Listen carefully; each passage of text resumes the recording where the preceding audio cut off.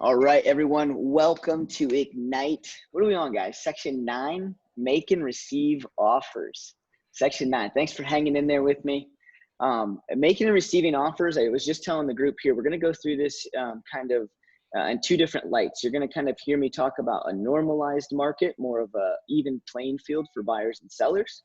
And then we'll go through kind of what the offer process looks like and some tactics and some tricks and some tips that we're actually dealing with right now in a hot seller's market. So if you're watching this recording, we're going to really hone in and emphasize on a multiple offer situation type of market, one in which listings are low, buyers are prevalent, and the process is a little different. The negotiation tactic is a little different. What you ask and what you say is going to be a little different, because in a seller's market, like what we're dealing with right now, the end game really is to get the buyer into the home. You see, a lot of people and a lot of agents are watching motions get the best of them.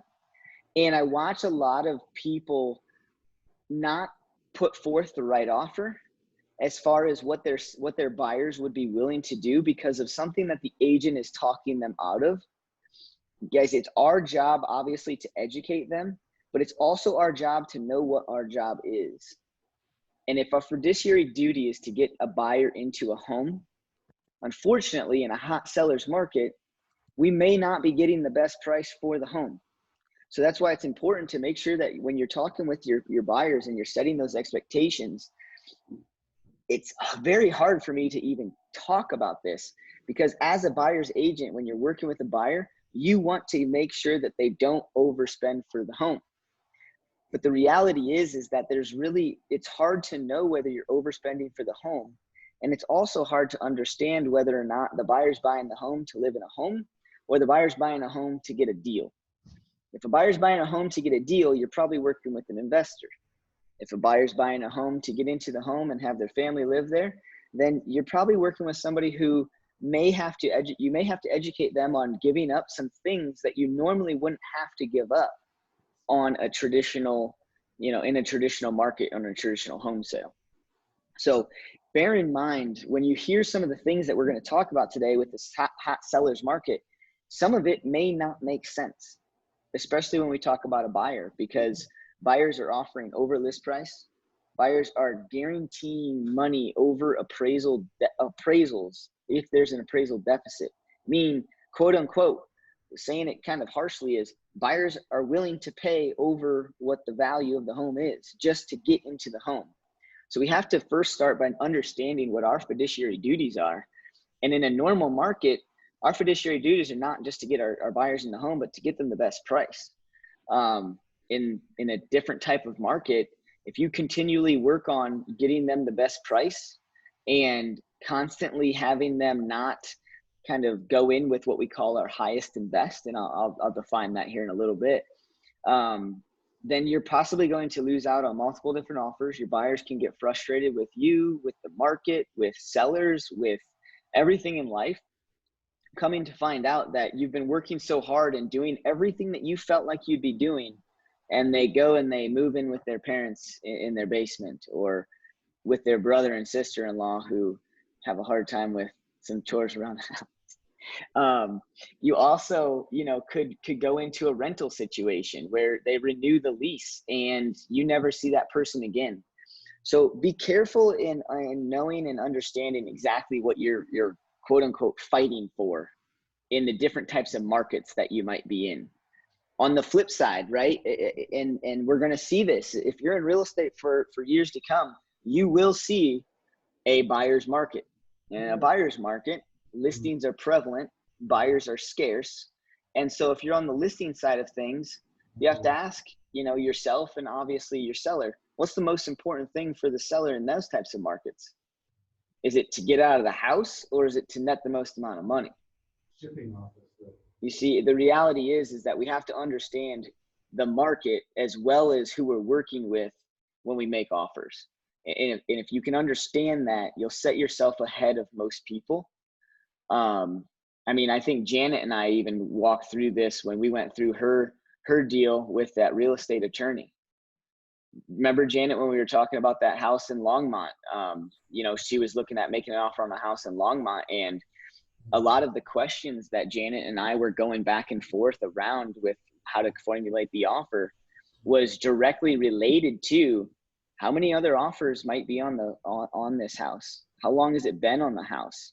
And her buyer wanted to go in about $5,000 under, I think, on a house that was listed for 3 days and had multiple different showings going on. And it took us pretty much just one phone call to realize that there's going to be multiple offers coming in, and that $5,000 was not going to get the house. I can't remember the exact situation, but I know we lost out on that house. And what was amazing to watch was the progression of the buyer, right? Janet did everything she could do to educate this, quote unquote, real estate attorney who really didn't want to full on believe, not that they didn't want to listen, they didn't want to believe that a $400,000 home in a small little rural area of Longmont, less than 100,000 people, would draw that much activity. And so through education around that, we lost out on that on that property.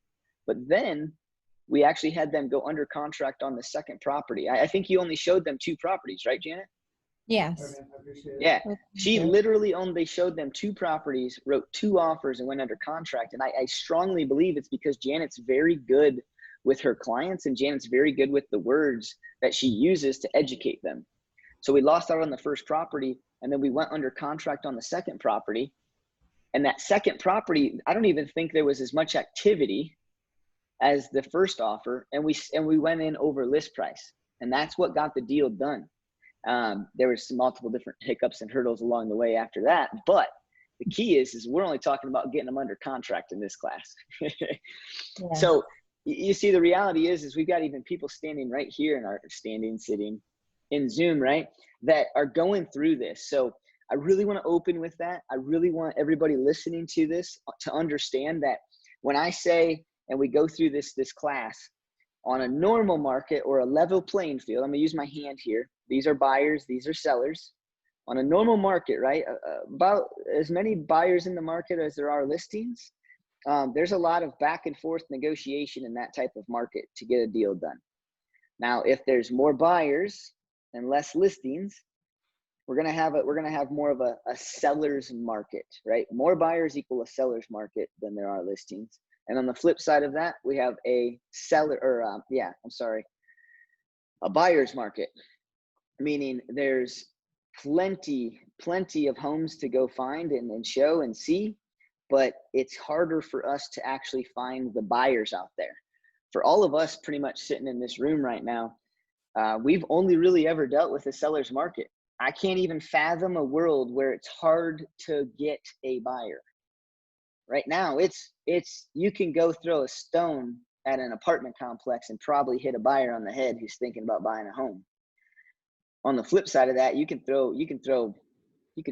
shoot a shotgun into the sky and have it all fall down. You probably don't even hit a home that's listed on the market for the next 4 or 5 years. That's how lopsided that market is. So as we go through this, and I kind of flip and talk about a buyer's market and a seller's market, an even playing field, stop me and ask me questions, because some of it sounds a little different, but this is to get you guys into a tactic around getting your offers accepted. All right. So we're making offers. Let's just talk about that base level, more of an even keel market, right? When you make just a simple offer on a property, you're typically going to be working with the buyer, right? So when you make an offer, you have to educate the buyer that one of 3 things is about to happen, because the seller has 3 rights right here. 1, to counter our offer, meaning they like our offer. There's some nuances in it that they'd like to change, or at least ask us if we'd be willing to change them. 2, they accept the offer as is. If they accept the offer as is, it just simply means that the seller signs that contract and we're in full force. Number 3, the seller can reject the offer. So they might not even like a tinge of the offer, meaning they're not even willing to counter our offer. They just simply reject it. Some other types of forms of rejection is lack of response, to be honest with you. You got to educate your buyers, especially in a seller's market. You have to educate your buyers that there's absolutely nothing that a selling agent has to do to tell you that you lost the offer.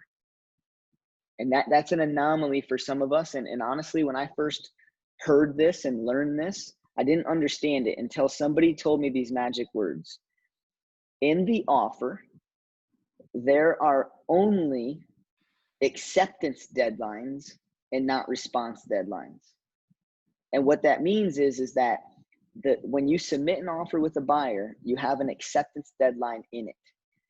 If the seller wants to accept the offer as is, then they're going to accept it before that deadline passes. If they want to counter or reject the offer, they do not have to do it within the acceptance timeline period, because the acceptance timeline is for accepting the offer as is. If they want to counter the offer, then the counter has a new exception deadline. You're going to see a lot of different people talk about that maybe the counter actually has to come into the buyer's agent's inbox before the acceptance deadline passes. Then you're going to have people on the fence that are like myself that say, if it's just an acceptance deadline and it's not a response deadline and we're not accepting the contract, then a seller has the right to counter that offer, because it puts the ball back in the buyer's court to have them decide whether they want to move forward with it or not. And because a counter proposal has a new acceptance date and time, I'm at the strong belief that you can send out a counter completely after the fact. So just so everybody's listening to this video, you might hear an educator or a trainer tell you that a counter proposal has to be sent off before that contract acceptance deadline passes. I don't think this has ever really gone to the courts to fully define this.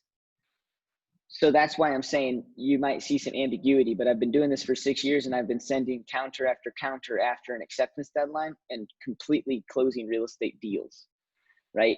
I think what the reality is that it's probably a safer play to send the counter proposal to the other side before the acceptance deadline. I think it's ethically and morally right to try and abide by an acceptance deadline, even if you're going to counter it.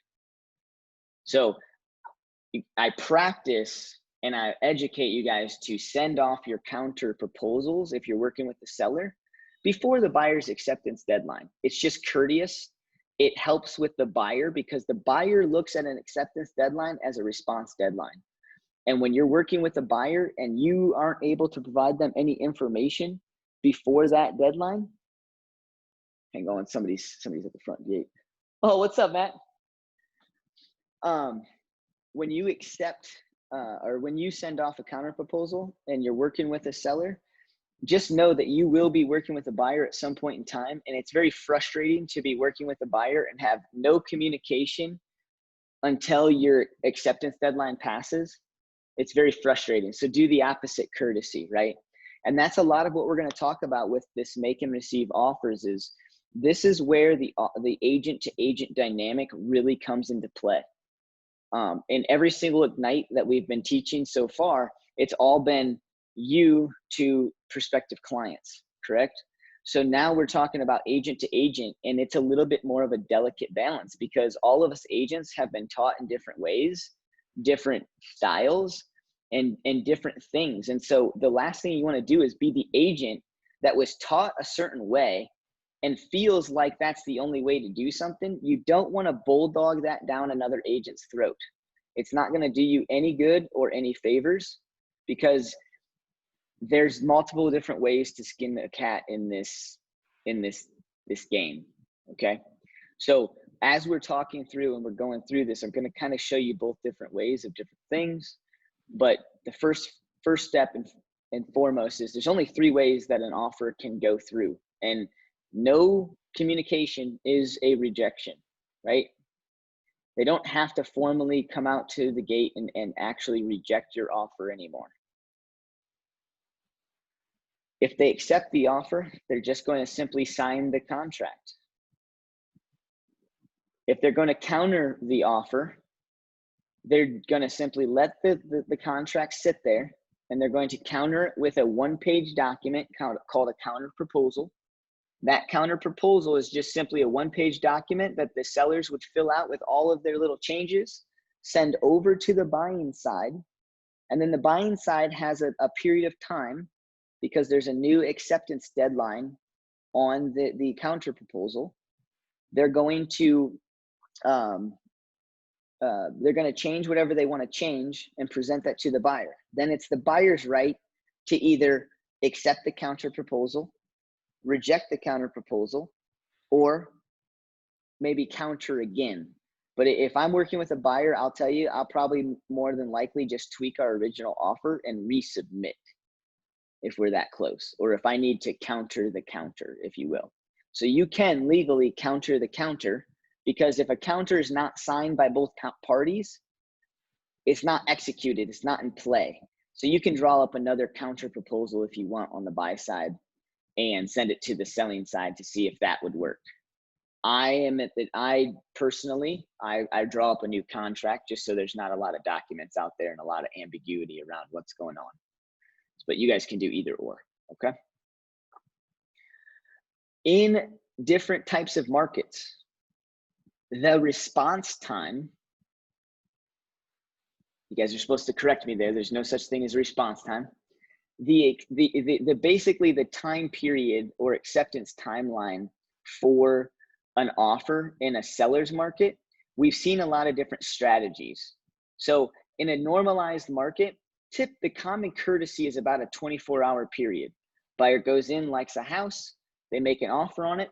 And in a normal market, a buyer making an offer on a house, it's very, very slim to no chance that there's going to be a multiple offer situation. And so because there's not really a multiple offer situation going on, common courtesy says that the buyer should have an acceptance deadline in their contract of right around 24 hours. Sometimes you can talk to the other side and say, hey, look, it's 9 o'clock in the morning. Would your seller, if we gave you guys a great offer, would your seller be willing to look at my offer by 8 o'clock this evening? Anything less than 24 hours, you want to make sure that you kind of have that verbal kind of communication with the listing agent. You're going to have listing agents that tell you, hey, give us 24 hours. And you're going to have buyers, and I'm going to call them seasoned buyers that'll go, hey, look, I've been through this crap before. We're only going to give them 8 hours. It's not your job to go back to the seller and argue with them. It's your job to relay the information to the selling side. If you're gonna have an agent tell you we would prefer 24 hours and your buyer would prefer 8 hours, do yourself a favor and get yourself on the right foot with the other agent. Call the other agent and say, hey, look, against the seller's best wishes of 24 hours, my buyer's really just looking to submit and giving you guys an 8-hour period. Here's the reason, if you know the reason, right? Reasons help people understand. Don't give everything to the selling side, right? When we communicate with the other agent, we want to be very careful to make a relationship. However, we can't give away our poker face. We can't give away our hand. Meaning, when I have a buyer who wants to give an 8-hour timeline, and that 8-hour timeline is just to push the seller, and there's really absolutely no reason, I'm not really going to talk much on it. I'm just going to say, hey, look, I'm really sorry, Mr. and Mrs. Seller. This is what the buyer wants to do. And I know you have to do what your sellers are looking for you to do, which is a 24-hour timeline. I have to do what my buyers are requesting with an 8-hour timeline. I just wanted to call you to let you know that we're not going to be abiding by it. And I apologize. I don't want you and I's relationship to get off on the wrong foot. My buyers are awesome. They're very well-to-do people, and they've been through this before. They're not trying to bulldog or strong arm the seller into anything. I just wanted to give you the common courtesy to let you know that that's what we're going to be doing. And then I write up my offer and I send it to them. You see, I have a question. Go ahead. So for instance, like if the selling agent put on the MLS, all offers will be considered, say like on a Monday. So don't expect to put an offer in or a deadline before that time. Yep. Does that apply to it too, or? That's a great question. Janet, you just simply let in, like I was literally about to say the next sentence and you just asked a beautiful question. No, this is good. I really appreciate the interaction because what it shows me is when I'm talking to you, you're painting a picture. That's awesome. So we're going to get into what Janet just said is about, taking and receiving offers throughout the weekend. We're going to talk about that tactic because that's more of a regional tactic that we're going through right now in the Denver market. But she's not wrong in that question. The question really is if the MLS states something different, are you allowed to do something different on the buy side? Yes. Okay. Because the selling side has a fiduciary duty, and in that contract it says that they must present any and all offers to their seller. So when you're working with a seller and you have this is that part that's amazing to me, right? I can have written permission from my seller to reject any offers under X for them. Perfect. I'm going to do that. Every time an offer comes in, I'm going to reject it right away if it's under the written threshold that my seller gave me. I'm going to do that. But on the flip side of it, you need to understand that you still have to send that offer to your seller. Just because they give you permission to reject it doesn't mean you still get out of your fiduciary duty to present. And a present would be sending it to them through email saying, hey, look, go down to section 4. It's under the price that you gave me authorization to reject. I've already rejected this offer. Here's why. Here's the offer. I still have to send it to you. So because a selling agent has a fiduciary duty to present any and all offers, then they have to present your offer, whether or not the broker remarks talk until you're blue in the face about no offers will be accepted, no questions asked, no stipulations, no skirting around this, blah, blah, blah, blah, blah. They can say whatever they want to in broker remarks. It doesn't help their fiduciary duty of presenting. Does that make sense, Janet? Yes. Okay, cool. You can just shake your head, yes. So that's a really good question, and that's why I appreciate you kind of walking yourself right into that. No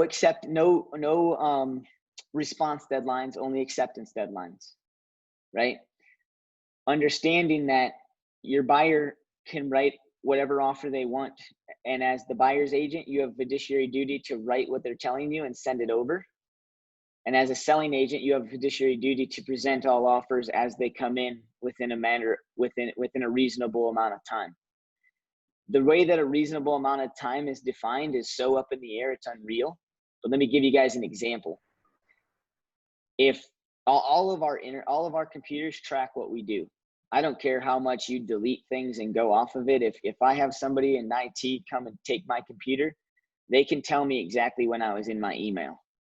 And if you receive an offer and you basically have a timestamp of checking your email and you never open up that offer and you never send it to your seller, and oh my, sorry, Mr. and Mrs. Buyer, we were sticking to our Monday deadline and I never got it over to my seller, that agent is in a breach.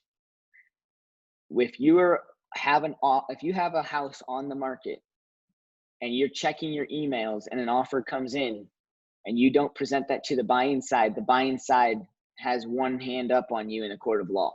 Will it ever get there? Probably not.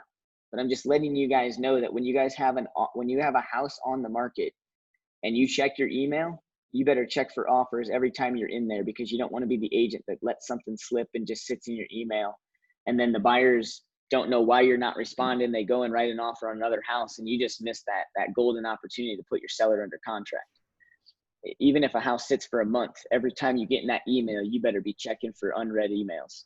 And that's why you got to always have that email tidy, especially with all the things that we get. So Bruce, can I ask you something? So, sure. Do you educate your seller then that so say they give you, I won't accept anything under 450. Mm-hmm. And I don't want any offers until Monday. Like, I'm going to look Mm-hmm. at all the offers on Monday. So my responsibility is to send it anyway. I get that. Or, Yep. or to show them everything. But like, would you have that conversation with them? Sorry, before you take the agreement and just say, I absolutely understand the 450. I understand the Monday, but my duty is to give you everything. So I'm going to send them over. If you don't want to look at them until Monday, that's fine. But I mean, do you have those conversations or? 1000%. Yep. Okay. So at probably usually like during the middle of the listing presentation, we talk about the selling process.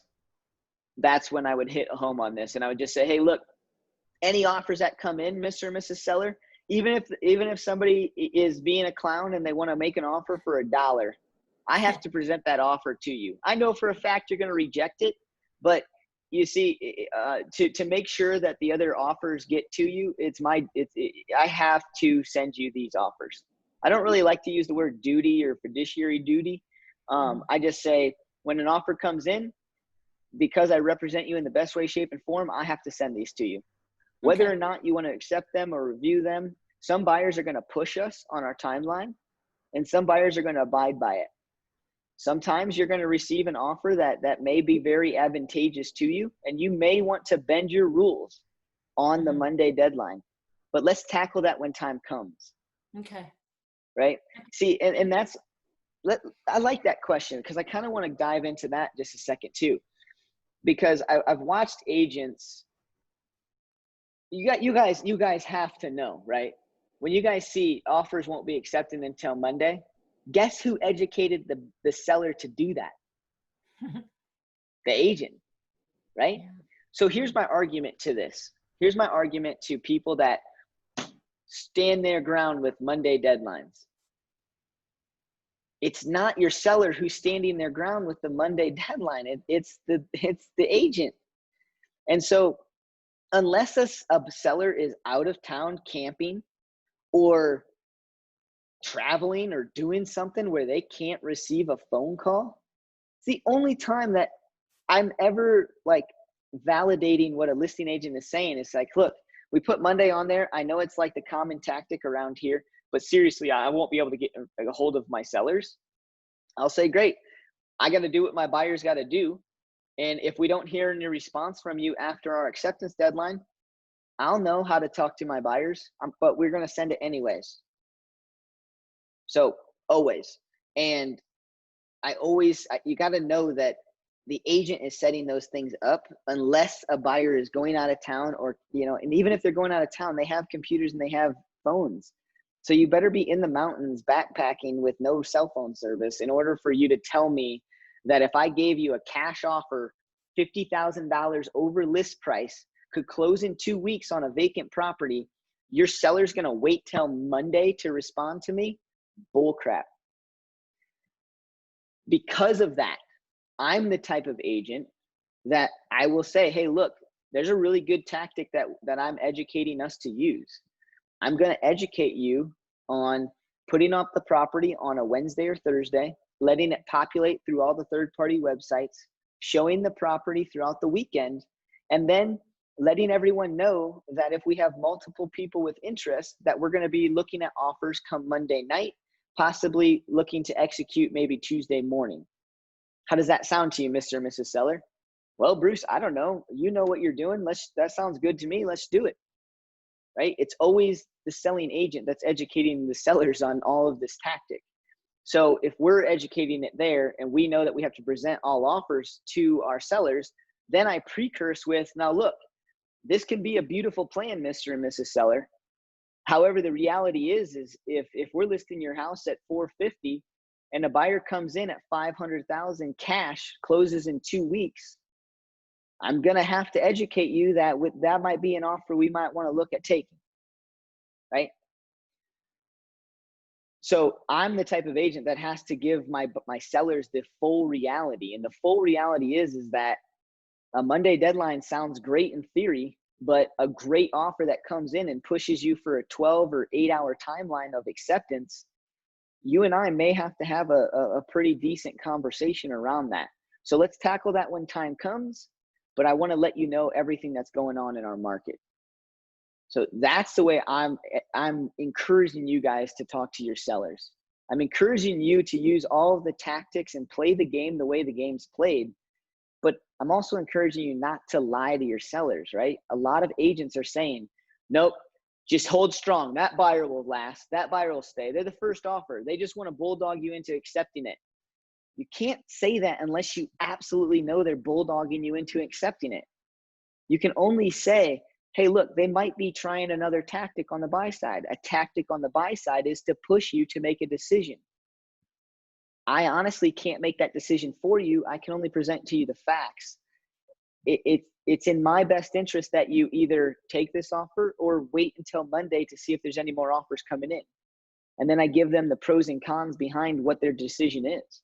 If you accept this offer, the con is that we may not know if another offer is going to come in that would be better than this offer. And then on the flip side, if we let this offer sit and we don't go under contract with them or counter their offer because they pushed us for a 12-hour timeline, then the reality is that come Monday, they may have found another property and their offer's off the table. So I have to ask you, Mr. and Mrs. Seller, what would you want to do? And then I would go through everything that would be great about the first offer. And then I would go through the pros and cons and let them decide. And then if they decide, who's at fault if something goes awry? Not you. You always want to be not at fault in this game. Does all of this make sense so far? Okay, like I said, this section's pretty meaty, especially because there's so many different ways to tackle offers, handle offers, write offers, negotiate through offers. But the biggest thing that you have to do is understand that your job is to educate your clients. Your job is to advise them, but their job is to make the decision. And if you're only advising on one side of the spectrum and not giving them the reality of different pros and cons of their choices, then you're not advising them correctly. Okay. Cool. Questions so far? Make and receive offers 3 different ways: counter, reject, or accept. Cool. So let's kind of hit home on some of the things that Janet and I were talking about here. In our market right now, we have a heavy buyer's presence and a lower inventory level, which means we're having multiple offers come in. And one of the tactics, if you're working with a seller, is to build up offers over the weekend or over a couple of day period. Basically, allow the property to show for a couple of days to build a bunch of interest, to possibly have multiple offers in which buyers actually outbid each other. They outbid themselves. Meaning, if they're going to outbid themselves, they might think, hey, I like this house, I'll pay list price. And then that buyer's agent starts to write up an offer. And then the seller side calls and says, hey, we just got another offer in. It's a little over list price. I want you guys to present to us your highest and best offer by Monday at noon. Then you go back to the buyer and say, hey, look, I know we are going to come in at list price. They just received another offer.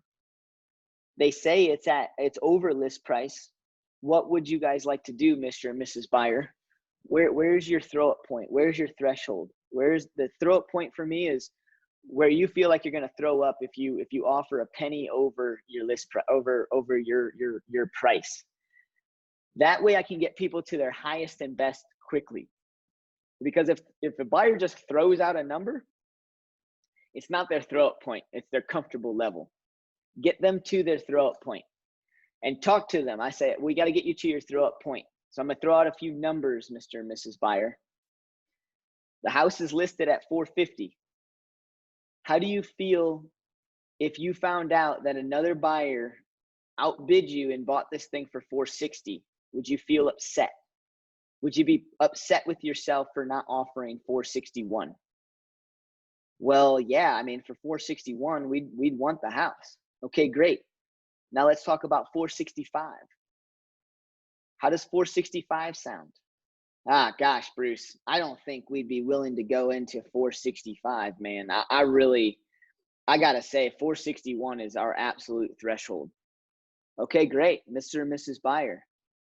If you found out that we lost out on this property and 30 days later, I sent you an email with that listing that says it just sold and it sold for 462, how do you feel?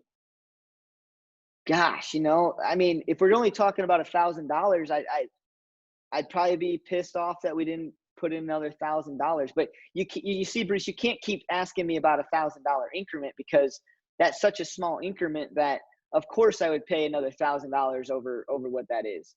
I said, but here's the key. You wouldn't. There's a threshold. Let's keep going. We already know that 465 is where you wouldn't want to be. So if somebody got it for 465, would you say that your threshold's at 464? Gosh, I gotta say it. Even at 463, Bruce. That if they want it after that, go ahead. I don't want this house. Boom. Now you got your buyer. You're making offers. If they reject the offer, then you know that you did everything in your power. Your buyer then has a mindset to go back out in the market and find another home. You see, by getting them to their throw-up point or their threshold, it causes a buyer to understand that that house was not obtainable, meaning they have a lot less likelihood of dwelling on that particular home when they're going over and seeing other homes. And what I mean by that is it kind of goes back to find and show homes and show only 5 to 7 homes before somebody makes an offer. If they're making multiple offers, it's your job to get them over the offer that they lost out on. And when I say over, I mean get them over it. They should never be comparing any other houses to that house they lost out on. If they start to compare it, then you need to educate them that that house was unobtainable. It did not meet their monthly budget. It didn't meet their price threshold, which means, unfortunately, we had to see it, but you can't compare it to this property that's listed for $20,000 less, because the reality is that house was out of your budget. And what you're doing, Mr. and Mrs. Buyer, is you're kind of, I could do the same thing with $1 million properties. Of course, this house doesn't compare to a $1.3 million property. It's out of your budget, just like that one was just a slightly out of your budget, but it was out of your budget. So we can't compare that property. So you got to go through all of those different things, but kind of going back around, I'm on a tangent here today. A listing or a seller's market. The common tactic that we're using right now is list it on a Wednesday, Thursday, let it populate to third parties, go through the weekend and see if you can build a multiple offer situation, because a multiple offer situation causes buyers to act out of emotions. And when emotions come into play, it's a bold law, right? Emotions make people act. Emotions make people bid more than they probably would have bid if there wasn't a multiple offer situation, right? I don't go to King Super and find milk on sale for $2.39 and say, you know what, today I need milk real bad. I'm gonna go ahead and pay $2.50 for this thing just so I make sure I get it, right? You don't do that because there's multiple gallons of milk there. Now, let's say you have a baby, just came out of the NICU, is on this specialized formula, and you're at the grocery store and you're at the formula section and there's one canister of the formula that you need sitting right there. And there's another mom or dad staring at this bottle of, or this canister of formula, and they're reading it. And you're like, if you don't know what this is for, like, I need to buy this thing. Like, hey, you probably start to get desperate. You probably start to go, hey, look, are you looking to buy this last canister of formula? Because my kiddo really needs it. Oh, your kiddo does? My doctor's kind of suggesting that we start giving it a try. If this stuff really works. And then you're like, wait, I don't want to tell them this stuff really works. I want this canister of formula. Like, how do I get them to put it down? Right? Like, I got to get this thing. All of a sudden, the buyer is so stuck on this last can of formula, they're not even thinking about how many other King Supers are 10 miles down the road. They can just go to another King Super. right? You can go to Walmart, you can go to Safeway, you can go to another grocery store and probably buy the same canister of formula, but the emotion makes someone act. It makes someone probably do some things that are a little off the wall. Next thing you know, that dad's like, man, if I go home and I don't have this damn bottle of formula, my wife is going to kill me. How much cash do I have in my pocket? You know what? If today's your lucky day, Mr. or Mrs. whoever's in the aisle, I'm going to give you $10 for that formula, and I'm going to go up to the register and pay for it. This $10 or this $20 should be able to pay for whatever other formula you want. I need this thing. You see how emotion can make people act when we have to be that voice of reason. We have to tell people, hey, look, there's other King Supers down the street. There's other places to buy formula, right? So we want to make sure that we walk our buyers through their throw up point. We want to make sure that they're not acting out of emotion, because the last thing you want to do is have a buyer, one, put together an offer that's way above what they would really want to pay for the home, go under contract. They're all excited. They drink a bunch of wine that night. They wake up the next morning with a little bit of a headache and they go, holy crap, our mortgage payment's going to be what? Oh my gosh. All right. Well, we can't tell Bruce that we overpaid. We need to ask for some money on inspection. We need to beat these sellers up and get our money back. If you don't educate your buyers right, you're going to be in a lot of pickles throughout the transaction. Okay. I know I'm giving you guys some funny analogies and whatnot, but it's real. People act out of emotion. And on the buy side, you have to make sure that when we use this tactic of listing it and bringing it all the way up to Monday at noon and all offers due, educate your buyer on everything, right? Look, don't make a rash decision. We need to make a quick decision on the offer. But the reality is that we can, after we go under contract, we can go to the inspection. We can go see the house again. Don't let this whole buildup of offers deter you from, one, making an offer, but also don't let this buildup of offers cause you to make more of an offer than you ever would want to spend on the house. Because the last thing I want to do with you guys is go under contract and have it fall apart because things get a little punchy. You guys got to understand that when you're making this offer, expect the seller not to fix anything on inspection. Now give me your highest and best price. You see, you got to educate them and go through it. And on the flip side of that, the other agents are educating the sellers on building up offers because it works. If a buyer's agent does not know how to keep their buyer's emotions in check, they'll just throw money at the wall. And those sometimes are the worst transactions to go through. So let's move on. Any questions so far?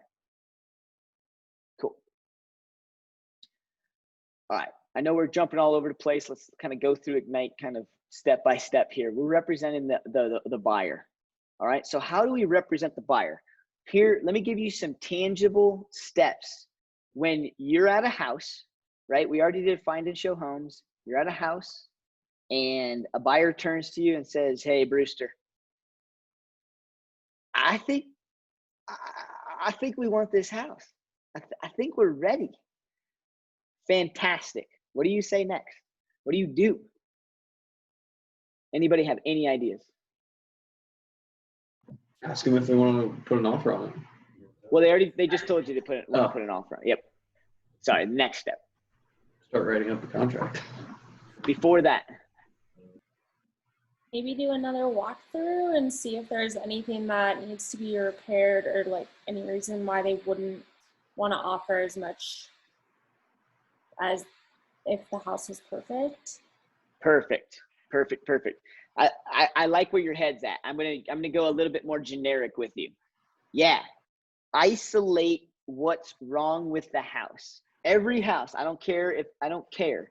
Every house has something wrong with it to a buyer. Because another person lives in that house. Another person chose those paint colors. Another person chose that faucet, that countertop, that backyard. So you need to isolate the reasons that would cause them to back out of the house. The other thing that you need to do is kind of, in this market, I'm watching a lot of my buyers just go, I'm over this market. The next house we see that's even remotely close to what we want, I'm just making an offer on it. I don't care anymore. Well, the reality is they still care, right? Because after the emotion goes away of going under contract, they still care. So Melissa, you do exactly what I do. I will basically sit. I would just say, hey, look, is there anything else you guys? I appreciate it. Let's write the offer. I'll have that ready for you when I get home. In the meantime, what I want to do is I want to call the listing agent to see if there's any offers on the table, to see how they're handling offers, to see when the seller needs to be out of the house, and what else would be important to the seller on our offer. Now, Mr. and Mrs. Buyer, while I'm doing step 1, I want you guys to go around and do step 2. You see, there's something about this house that you guys are going to want to change, repair, replace, maybe even knock out a wall, maybe redo the landscaping, whatever that is. While I'm on the phone with the listing agent, I want you guys to walk back through the house, and I want you guys to go really dive into all the things that you're going to do to make this home your own. Because I want to make sure that you're not overspending for the property. And I also want to make sure that you guys are on the same page. And if I'm talking to a single person, I want to make sure that you absolutely understand what you're getting yourself into, and you absolutely understand what it is that you want to change, right? I don't mean to beat up the house, but now that we've seen the house and now we know it's good enough for you to make an offer on it, let's go back through and let's really make sure we detail it, because I don't want you to be surprised on the inspection. Then I usually verbalize the list of things that I saw throughout the house, right? If I saw an old roof, I'll mention that. If I saw chipping and peeling paint all throughout the exterior, I'll mention that. If I see a big, huge negative grade, negative drainage, meaning the earth slopes towards the foundation of the house, that costs some money. I'm going to bring that up too. So I'm going to be bringing up some of the things that I don't want our offer to cause us to back out of the contract, right? If I see in a very old furnace, I'll blatantly admit, look, I'm not a furnace expert, but this thing looks old. So I want you to know that this isn't new. And I want you to know that even if it's working at the time of inspection, any furnace could go out 1 year, 2 years down the road, because you're buying this home as is. So you guys see, I'm not trying to talk the buyer out of it. What I'm trying to do is I'm trying to get the contract to continue to stay together, because the reality is once somebody verbalizes to you that they want to make an offer, there's little to no chance you're actually going to talk them out of making an offer, unless you need to talk them out of making an offer. It doesn't happen very often, but some buyers can't see past decor. And all you do is run through that house and notice that there's issues everywhere, thousands and thousands and thousands of dollars of issues. And then your buyer comes to you and says, hey, Bruce, I want to write an offer. And my jaw kind of drops, and I got to keep my composure in those instances. And I got to say, hey, look, if I were you, I got to have you walk me through why you want to buy this house, because I just saw this, and this.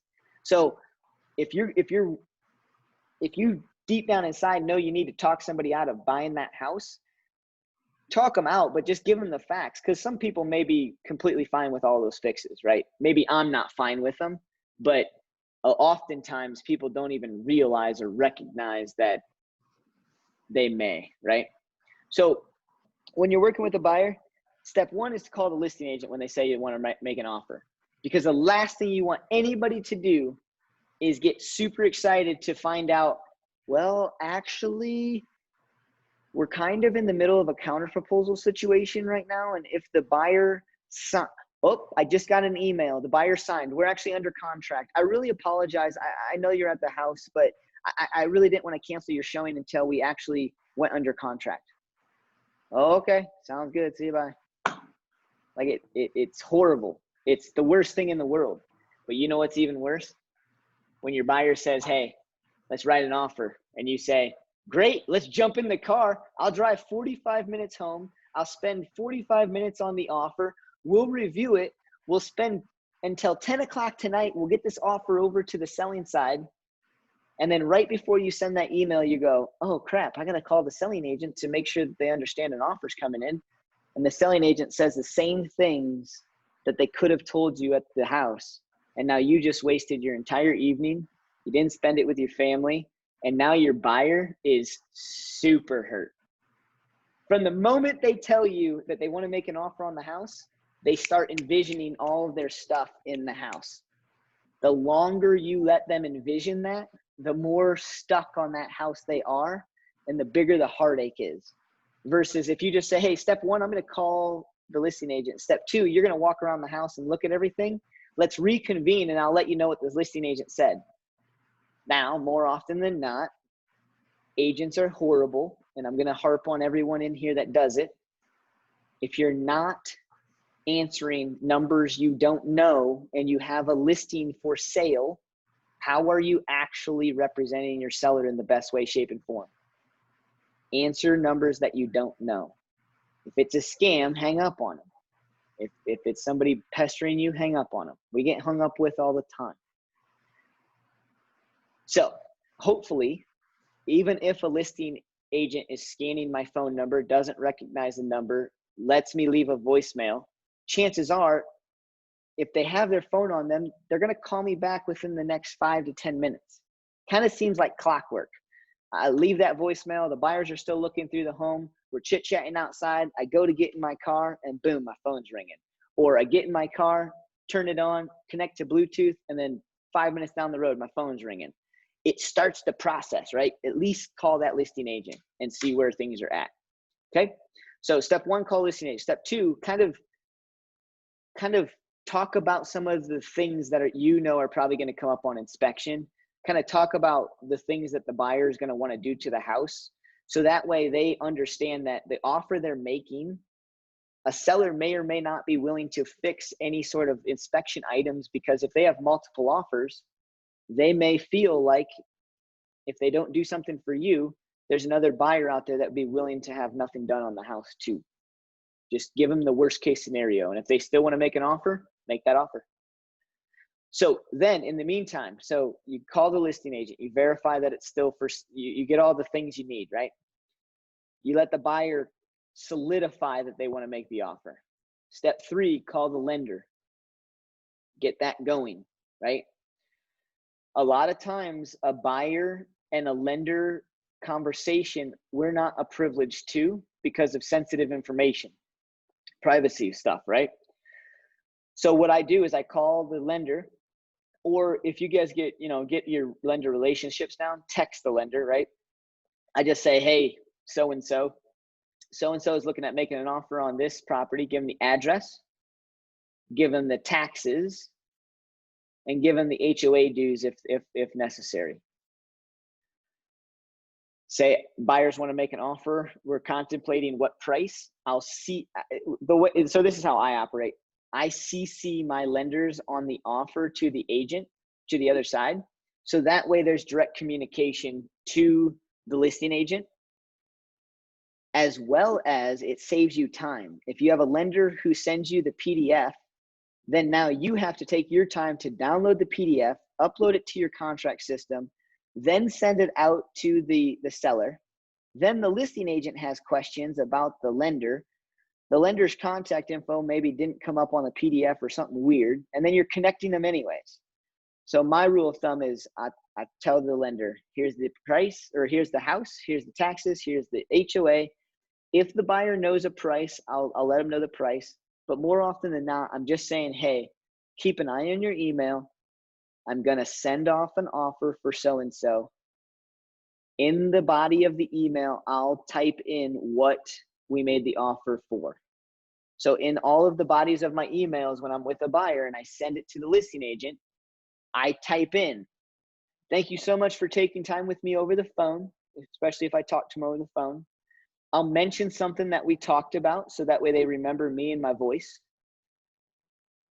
So like if I talk to an agent about how crazy the market is and how they had 9 different calls before my call, I'll say something about, I was the 10th caller, right? I was the guy that, was excited about blah, blah, blah.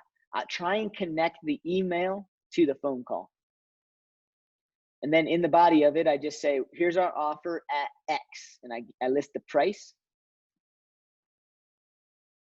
I've gone ahead and done us the courtesy of CCing my lender, so that way they're able to provide an updated letter. I never call it an approval letter, guys. That they're able to provide an updated letter for our buyer. Some lending institutions use the words pre-qualification, even though somebody's approved or pre-approved. So I never use pre-approved, I never use qualification letter, I use letter. I've CC'd our lender, so that way they can provide us with an updated lender letter. Please feel free to reach out to me with any questions. Whatever your communication style is, I'm available. Call, text, or email. Here's my cell phone. I'm giving them that permission, right? Whatever your communication style is, use it. I don't care. I'm the guy that was on the phone talking to you about this. I'm energetic. I'm excited to do business with you. I want to connect those dots. I also want to make sure my email is nice, short, and sweet. I've seen a lot of trainings and I've done a lot of things where people have these like 2-page pre-templated emails. Remember, guys, an agent has a fiduciary duty to present the offer. They don't have any fiduciary duty to present your 2-page email. I'm a high D. If you send me a 2-page email, I'm going to go, oh, okay, it was from so-and-so. Here's the offer. I don't even read probably 2 sentences. I just go and click into the offer because my job is the offer. My job isn't this 2-page novel, if you will. So that's kind of my pre-templated script that I actually type that out pretty much every time because it's super quick, super easy. And one, sometimes it's a different lender. 2, it's always a different phone call with the listing agent. And 3, I just haven't taken the time to probably do a template, to be straight up honest with you. So when I'm working with the buy side, that's kind of the process that I go through, okay? The other thing that I do is we need to talk about like the actual writing the offer. So in the front of the client, call the listing agent, let them go throughout the house, call the lender on the way home. I just gave you guys my email when I send the offer, but let's back up a little bit and let's go back to like when you get back to your house or the coffee shop, or, you know, I used to take a computer with me, and I used to go to like Buffalo Wild Wings or somewhere that has good free Wi-Fi. And I go with my clients and I used to write up the offer with them. I'll tell you, go ahead and do that. It's an experience just in itself, but I will educate you guys to do whatever you can do to separate yourself from that buyer, because I can write an offer, full-blown offer, in about 15 to 20 minutes. If I go to Buffalo Wild Wings, if I go to Starbucks, or I go somewhere with my clients, it probably takes me about an hour, because you can't just sit there in 20 minutes of silence and just hammer through things.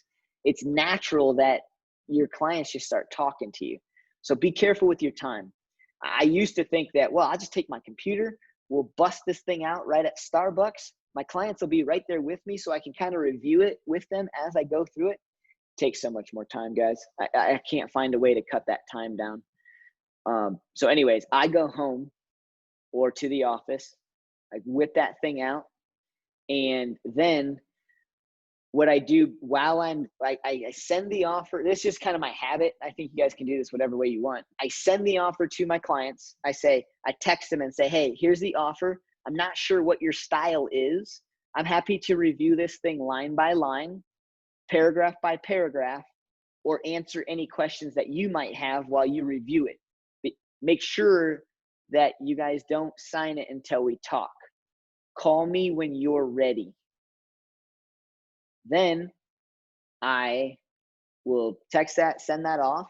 So now I know that they're looking at their email, they're looking at the documents, and in the meantime, I'm doing a comparables poll, or a comp poll is what I call it. So this is, and a lot of people, you know, honestly, this is after I write the offer. I think no matter what I find in the comps, my clients are going to offer what they're going to offer.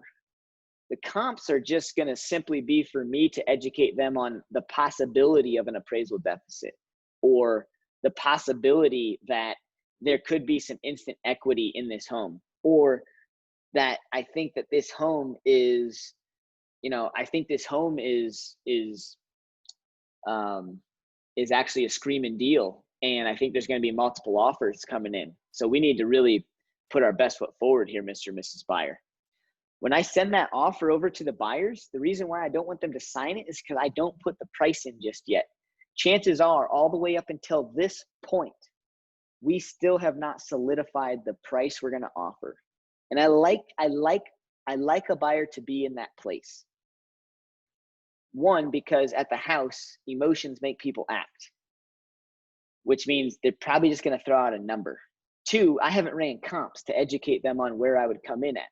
Three, I don't know if there's multiple offers or not.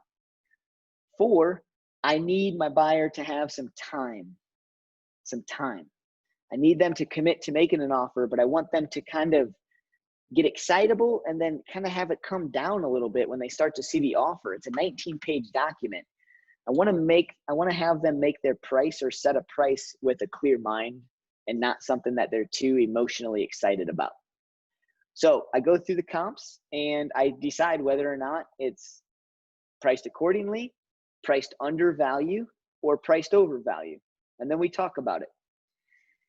If a property is priced over value, so let's say a property is priced at $450, there's multiple offers on the table, but my comparable market analysis says that it's probably only worth $420.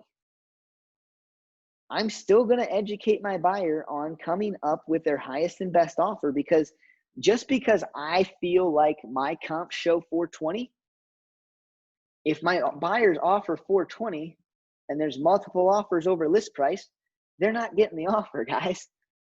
I don't want to shoot myself in the foot with low comps. All I say to my buyer is, look, I just want to let you know there's a possibility that I don't know if this appraises for this. I think the house is worth $450 clearly because multiple buyers feel like it's worth more than $450, right? So let's make an offer with what you guys want to make, but I really want to educate you on the time frame between now and the appraisal. It could get a little hairy. And what I mean by that is, and then I walk them through how an appraisal works, right? I go through, if there's an appraisal deficit, the contract says the seller can stand their ground at purchase price. And if there's an appraisal deficit, the buyer can stand their ground at appraisal price. So with both parties having the right to stand their ground at purchase price on the sell side and appraisal price on the buy side, what happens? Well, we either go into negotiation, meaning buyer maybe comes up some money, seller might come down some money. It sometimes meets in the middle. Sometimes it's a little lopsided. Sometimes the seller will come down in more dollars than the buyer came up, and vice versa. Sometimes the buyer will pay the entire deficit. Sometimes the seller will come all the way down to appraisal value. You never know, Mr. and Mrs. Buyer. So I say we put this offer in, but I want to tell you guys, I don't know if it'll appraise. I'm not finding things to full on support it, but let's work through this because I know you guys want the house. You guys willing to work through it? Great. Let's move forward. If they're not willing to work through it, and you will have those engineer type of people out there, if they're not willing to work through it, your job is to educate them, and that's okay. More often than not, though, they'll have you write the offer. Okay. So that's my process. That's my steps for a buyer and making the offer. Okay. That's just the process. Now, let me checklist for preparing, right? Comparative market analysis, review tax records. That's exactly why I send the tax info to the lender. Ensure the property is still available. Call the listing agent. Build rapport. Gather as much information about the seller as you can. So that's that conversation that you're having with the seller. Ask the listing agent to discover what's important to the seller. Inquire about the activity on the property. Obtain the seller's property disclosure statement. I don't do that, guys. Whenever I have a buyer ask me for the seller's property disclosure, especially if I upload it to the MLS, it raises red flags for me. Anytime I ever have a buyer that wants that, it's a difficult buyer. Anytime I ever have a buyer say, before we make an offer, I want the seller's property disclosure, I already know that buyer's personality. they're not very easy to work with on negotiations, inspections, and appraisals. So on the buyer side of things, I do everything in my power to get the buyer to commit to an offer without getting them the seller's property disclosure. And I show them the date and deadline in the contract that says the buyers must deliver this to you by this date. And I always make that date before our inspection objection. So that way, if there's anything they want to object to on the seller's property disclosure, we can do it on the inspection side of things. So that's what I do on it with a buyer. And it's tough because on the selling side, every single time, I think I'm 100%. If I take an offer from a buyer who requested to review the seller's property disclosure before they made the offer, it's always difficult in inspection. It always gets nitty gritty. The buyers always want the GFCI outlets replaced in a property that was built in 1985 when that was not code. And then the buyer's agents falling on their heels trying to talk to their client about how you can ask for it. You have every right to ask for it, but 90% of sellers out there aren't going to update the home to code just because the home's older. If you want an updated home to code, you better go buy something that's a little newer or a new build. The reason why older homes traditionally sell for a little less is because they're not updated to code, right? They're smaller, their functionality is different. There's just those nuances are there. So I never obtain that. You guys do what you want. It's in Ignite. It's part of it. I found it to be a burden more than it has anything else. Find out if there's been any other multiple offers. Those are questions. Ask those questions. If you're not asking those questions, you're not probably getting the full picture. All right. Write the offer, summarize the offer, right? I make a brief bullet point list in my email. I say, hey, here's our offer price at X. Now, some of the other part of my email template is I add in the real special stuff that we added in, right? So if I call the seller's agent and they say, a good offer for us would be price, obviously, but we're more interested in having an offer who's giving us 2 months of free rent back. I highlight that in there too. All right, checklist for writing an offer. So let's go through. So we just went through the process of writing an offer for a buyer. Now we need to talk about tactics, price and terms, right? We just talked about one. If a seller so sometimes a seller wants to sell a property in order to buy another house. If they can't buy another house before they sell that property because they're using the proceeds from the equity of the home to buy another house, then what's important to the seller may be time back in the house. And what I mean by time back in the house is we can do what's called a post-closing occupancy agreement, or you're going to hear me relate it to as a PCOA. A post-closing occupancy agreement is a one-page simple lease. A one-page simple lease. That lease designates how long the buyer is willing to let the seller stay in the home, at what cost per day is the buyer going to charge the seller, what the security deposit amount is, who's going to handle the utilities, meaning is the seller going to keep the utilities under their name? Is the buyer going to take over the utilities and pay for it? The last piece is who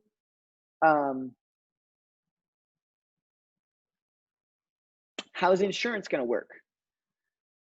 Who's going to making sure that the seller is going to hold adequate liability insurance on the property because they no longer own it anymore. So they better have some sort of renter's policy to cover their contents. Vice versa, the buyer owns the property but isn't living there and isn't possessing it. So their insurance company needs to understand that they need a landlord's policy for X amount of time. And the insurance companies know how to do this. They do it all the time. If it's your first time doing a PCOA, call me. You might not know exactly how to walk through that. I'm happy to help. But what I'm getting at really, guys, is during this checklist of price and terms sometimes can trump the price. So using the situation that we're talking about, A seller wants to sell their home. In order to buy another home, they need the proceeds from that property. If they have, let's say the house is worth or listed, not worth, sorry, listed for 400,000, and we want to make an offer for 410,000, and we want to give them 60 days back in the house, but we're going to charge $25 a day for 2 months. Then there's another offer. That was our offer, right? 410. House is listed at 400. We're at 410, giving them 60 days back in the home at $25 a day. Doesn't even cover our mortgage. The buyer's doing everything right, man. They're really intriguing the seller. Then another offer comes in, and it comes in at 415, and they're willing to give 60 days back in the property, but they want to charge, or they need to charge $100 a day, or whatever the mortgage payment would come out to be, $90, $100 a day, something like that, right? So about 3 times as much as what we're willing to charge, but their offer's $5,000 over ours. What is the better offer? Oh, hold the phone. Let me just throw the wrench in everything, because we need to talk about how you handle a seller's offer. And right now we're getting more than 3 offers. Let's just add some screwery to this. Third offer comes in. Their offer is for 425, $10,000 over the other highest offer, and they're not willing to give any days back in the home. They just lost it right there. Maybe if they have a good selling agent, did they? Because if they have me, I'm gonna start crunching some numbers. Yeah. And here's what I mean by I'm gonna start crunching some numbers. Okay. I don't know what that offer looks like right now. I don't know who actually I would take. So I would go through and I'd crunch some numbers. And here's the first thing I would do is I would take the top 3 offers, and those are our top 3, right? Price wise, we are sitting third. Term wise, we're sitting first, because we're giving them the time that they want for the least amount of money that we're charging them, right? But are we? We don't know yet. So I get my phone out, and if I'm working with the seller, I would say, okay, 60 days times $25 a day is $1,500. At 415, charging $100 a day times 60 is $6,000. So now we've got some tangibles to talk about, because I've got both offers. These 2 offers I like, because they're, like Darby said, they're actually giving me the time that I want. One offer was at 410, and I'd have to pay $1,500 because they want $25 a day. So really their offer in a mathematical sense is actually 4,085. Okay. The other offer wants to charge me $100 a day, and theirs is $6,000. Mathematically, I'm going to be walking away with a net of right around 409. You see how drastically different the offers can look at face value, but yet be so similar in nature in the long run? Now you're at a $500 difference. Where do you go from there as a seller and a seller's agent? Darby, chime in here. You work with sellers a lot. Hold on. Before you do that, let's. I'm gonna go through why I cut Darby off the last time. Because here's what we're also talking about. 425. At 425, we're gonna possibly net $15,000 more. So now I'm thinking, as a listing agent, I got two other scenarios that I can offer to the seller if they're okay with it, right? Mr. and Mrs. Seller, I know you want time in this home, because the reality is that you don't want to move twice, right? You want to stay in this home and you don't want to move twice until you get into your next home. But what would happen if you were to put 15 extra thousand in your pocket? You use some of that 15,000 to have professional movers come in the house, pack everything up, everything, store it for you. And when you get into your new house, this amount of money would allow you to actually have them come into your home, and you can pay for unpacking, meaning they'll actually unpack your boxes and put them in respective rooms that you want that to be in. And all you got to do is organize it. That's going to cost you about 10 grand. The other flip side of things is for about 5 grand, I can go find you a temporary furnished apartment, one in which you won't have to worry about a thing. And now you don't have to lift anything. You get to go into a furnished apartment, which means you get a safe place to live while we go out and find your other home. Because if the reality is if you take these other offers, you're a tenant. This isn't your house anymore. So whether you're living there or at a furnished apartment, it doesn't really matter in my eyes. And that 5 grand can pay for that rent. And honestly speaking, Mr. and Mrs. Seller, we could probably get you in for a rental price of around 3,000. You could pocket 2 grand. Now there's your living expenses for the month. And now we can get you into your property, and you've still got the whole entire 410,000 in your pocket. Which situation makes most sense for you, Mr. and Mrs. Seller? And that's when they may say, hey, look, you know what? I think that last scenario sounds all well and good, but it sounds like a hell of a lot of like strategy and different things that I got to go do. I don't know if I really like that. Okay. Well, let me ask you this. At the 425 offer, what if I can get the 425 offer to come down to 420 in price, but give you 30 days free rent back? Would that be something that would entertain you? And then I do the math, right? But $5,000 for 30 days is a lot of money. That's why I'm educating my seller to really look into taking that 15 grand and not having to lift a finger for a move. So those are our scenarios. That's how I'd educate my seller. That's how I'd educate my seller. Now I want to know what Darby would do. You're the selling agent. That was my first listing right there. Got some great offers. We had to have a post-occupancy agreement because there was like a 2-week span for them to get into their new home. But it was ultimately up to them, and they decided that taking a higher offer wasn't going to work for them because they had 6 kids and they didn't care to move and be in an apartment or be in a hotel for 2 weeks because they had 6 children.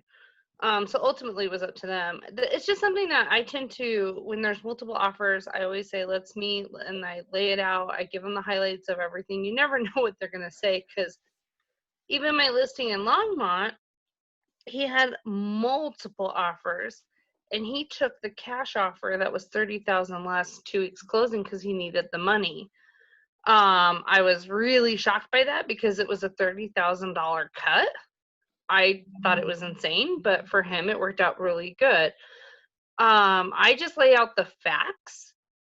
I try to do scenarios like what Bruce was saying, like with the one that needed the post-occupancy agreement.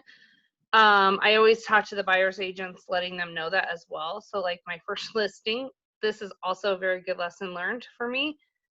The contract, the offer, had the post-occupancy in there for 2 weeks free. We had to change some stuff. She sent a new post-occupancy agreement because some dates changed around and things happened.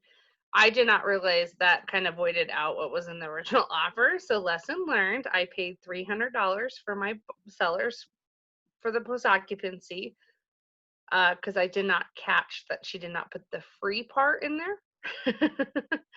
And there was a pay part in there. So I thought that it carried over from the offer, and it doesn't. So FYI, just know that.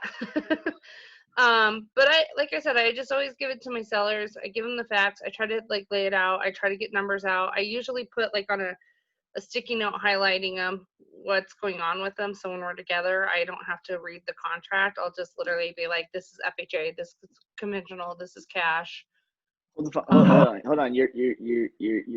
Oh, sorry. I think you're gonna go over people's heads if you don't start explaining some of these things. Oh, so like Okay, you're going really fast. I'll break it down for you. Yeah. Sorry. Yep. All right. Nope. Good. You're doing the right things. Now let me kind of explain what Darby was saying in whatever longer-winded way. I don't know how to say that. Yeah. What she does is she does exactly what we just did, right? The key that I wanted you guys to hear in her voice was she remains calm. Mm-hmm. If you guys get your first listing and you have multiple offers coming in, you're going to have your emotions start to get excited. Mm-hmm. Things are going to really start to get going for you. And you have to do what Darby just said, remain calm. Think through this, right? What are the most important things for my seller? I'm not going to push my sellers, or I'm not going to push my agenda on my seller, right? Like even in that $425,000 situation, for me, I would take the 425 and I would basically move twice because I'd have the cash for somebody else to do everything that I wanted to do. Versus if I took the 410 in my household, if I took the 410 just because they were giving me some time back in the home and it was only going to cost me $1,500 in rent, for me, I would still be netting, right, around 410, but I wouldn't have the cash. The cash I would have to spend to make the move would come from my proceeds, which means I'm probably going, if I'm going to pay for movers and I'm a frugal person, I'm going to net 400,000 to do that same thing. So my opinion would be for my seller to take the 425, have some money to actually pay for the move, possibly even have the money to put a couple thousand in my pocket. But there's some sellers that won't do that because it's just too many things up in the air. They'd rather just be in their house, live the way that they're used to living, pay the extra money. They've got cousins and friends and trucks. They'll go bring and pick up and load up their house, and they'll make a family barbecue of it, right? Some people would just choose that. So, but it's our job to give them some things that they can do, right? So remain calm, offer everything that's out there, and then let them decide what's important to them. So those are more of like those terms types of things, right? Review the statement with your client to find out if there's any deal breakers. In our contracts, we are allowed to have the seller deliver those documents before an inspection objection deadline, which is another reason why I don't do that before I write an offer. If it's available, I'll download it from the MLS, but I don't try and muddy the waters in a multiple offer situation, because 9 times out of 10, if I'm the listing agent and there's 5 offers on the table and one of the offers asked for the seller's property disclosure and the other 4 didn't, and all offers are pretty close, unfortunately there's a tick against that offer. It's just kind of probably more my personal preference as well as experience. Conveyances, right? Conveyances are big, right? Who is going to, who's going to decide what stays in the home and what doesn't stay in the home? You guys do know that when a seller puts things on the line that says, hey, these are our exclusions and here is our inclusions, that it's not mandatory you put that in the offer. An offer is an offer. It's a point of negotiation. So sometimes the seller will want to take the washer and dryer, and sometimes the buyer will absolutely want the washer and dryer. That's okay if the MLS says washer and dryer to be excluded. If your buyers want it, write it in the inclusions. But just know that everything that your buyer does during a multiple offer situation that goes against what the MLS is looking at is going to be a titch against your buyer's offer. Meaning, if I have 5 offers on the table and 4 of them aren't asking me to include the washer and dryer, which I want to keep, but another offer wants me to keep the washer and dryer at the house, I probably might go with these other 4 offers unless this one's really high over the list price and actually pays for the washer and dryer anyways, right? So conveyances and doing those things, just understand that you can do whatever you want on the buy side. But if you're in a multiple offer situation, it's probably in your best interest to try and keep as much of the similar face as you can of the MLS. Okay. Earnest money. Earnest money is typically 1 to 2% of the purchase price of the property. It's advertised in the MLS as far as what the sellers wants you guys to commit to. But I've gone through and I've actually won contracts with promissory notes for earnest money. You don't actually have to have earnest money. I wrote in a promissory note and got the offer in Greeley once. It was quite amazing. I couldn't believe it. It was just simply because they were a VA buyer and they just didn't have a lot of liquid funds, but their loan was good. They're well-to-do. But you can negotiate that. A lot of people ask me, Bruce, is it good to maybe have our buyer give more in earnest money? Yeah, I think that anything that you do that gives a tick up on your offer and your buyer's willing to do it, absolutely do it.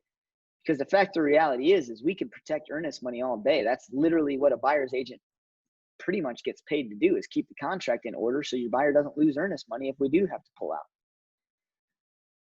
Time for the seller's acceptance. Again, sometimes they're going to request a 24-hour period. Sometimes they're going to request a whole weekend. It's negotiable, but it's a common courtesy to ask because you want your offer to stand out and look the best to that seller for your buyer. Financing and terms. I've got a buyer right now who's on the fence about whether they want to go FHA or conventional. In the contract, you can check both boxes. You can check conventional, FHA, VA, and other. You can check all those boxes. The reason for the financing in terms is because you want to make sure that the house can actually perform with that lending institution.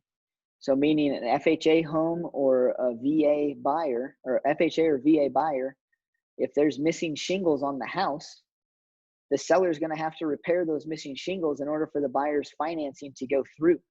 So that's another important piece to look at and note while you're at the house, as well as ask the other agent if that's important. Buyer's approval letter, that's easy. Loan closing date, again, just ask the sellers what they prefer. And if your buyers can do what the sellers prefer, do that. You're going to note in here too, this is a good rule of thumb. Try to close your properties on Tuesdays, Wednesdays, and Thursdays. 1, if you're tidying up anything, you have Monday to do so. 3, you don't want to wire the money on Friday and have it sit with the Federal Reserve until Monday. 3, on the flip side of things, if your closing gets delayed or something happens on Thursday, you still have Friday to get through it. And chances are, if you're closing during a week, the people that are moving into the home would probably want to move that weekend. So it's best practice to put some dates and deadlines on Tuesdays, Wednesdays, and Thursdays. Closing date for sure. I like Tuesdays and Thursdays for my negotiation days. Then mentally speaking, I mean, there's a big reason why I do my trainings and stuff like that on Mondays and do more coaching calls, on Wednesdays, and do more coaching calls on Mondays and Tuesdays and Thursdays. Because on Tuesdays and Thursdays, I usually have deadlines on my mind. Mondays, Wednesdays, and Fridays, I kind of feel free because I make sure that all my contracts don't have that stuff for me. It's just kind of one of those nuances that when you have 5 different contracts going on, it's nice to have some days of breathing room with deadlines. Home warranty. If you guys have questions about that, let me know. We had that person on there last time. Repair limits, again, telling the buyer, hey, look, go through the house. What are you going to repair? Mr. and Mrs. Seller, what's important to you? Well, the important part is for my seller not to repair anything. And now we know, now we can formulate our offer around that. All right, we're getting down to special clauses and contingencies. Special clauses and contingencies. This is one where in a normal market or a level playing field, we don't see a lot of special clauses or contingency factors. Let me shut off my heater here. I'm getting roasted.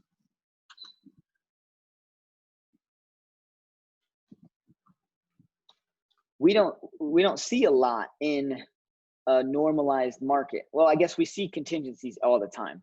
Let's define contingencies before we go into special clauses. Contingencies, the word contingent, it means something has to happen in order for something else to happen, okay? A contingency is when we write a contract and you put in a date or deadline for an inspection, that's a contingency. You're saying the buyer wants to buy this house contingent upon successful inspection in the buyer's eyes. That's why there's a date and deadline for deadlines and resolutions. Same thing with an appraisal. The contract is contingent upon an appraisal value coming in that's acceptable to the buyer as well as the seller, right? Purchase price. Those are contingencies. A lot of times as agents, like whenever we hear the word contingency, we think and we instantly go to, oh, they got to sell a house in order to buy the other house, right? Because that's one of the more common ones, right? A buyer needs to sell their current residence in order to buy this next property. That means they're contingent upon the sale of their home, okay? Special clauses. This is where we talk about these different types of markets. Special clauses. In a seller's market, there are a couple things that are really making offers go through. And there's really some special clauses that buyers are willing to use. And the key word here is willing. The other key word is the ability to perform. I got a lot of buyers who would be willing to use a lot of these clauses if they had the ability to actually do it. So let's go through some of these real strong tactics for a seller's market. The first one that you're going to see that I like to talk about, but I don't think is an end-all be-all clause. I think it's kind of more of like that cherry on top, is going to be an inspection clause. I'm seeing a lot of inspection clauses that want to make a seller feel all warm and fuzzy and everything. And that's just what it is some of these clauses are warm and fuzzy clauses. When you actually read them and actually know the repercussions of them, they don't mean jack diddly. The only two inspection clauses that I feel like have any sort of weight or meaning behind it are going to be the one that I don't use. I think I've only ever used it one time, and it was a very valid reason, is straight up waiver of inspection. There's a clause that says buyer's not going to perform an inspection. Buyer's going to buy the house as is, and buyer can't object to anything that they would find anytime they're back in that house. That's a waiver of inspection. I don't use it. I don't like it. You can get into big pickles there. The only time I've ever used it was with a cash buyer, multi-millionaire that was going to scrape the house anyways. It's the only time, because they're going to scrape it, so it didn't really matter. I mean, we should have probably did an asbestos test, but even then they were just going to demolish it. The next clause, the one that I do use, is more of an as-is clause with the right to inspect. So the first clause is an as-is clause, but you waive the right to inspect and back out of the contract.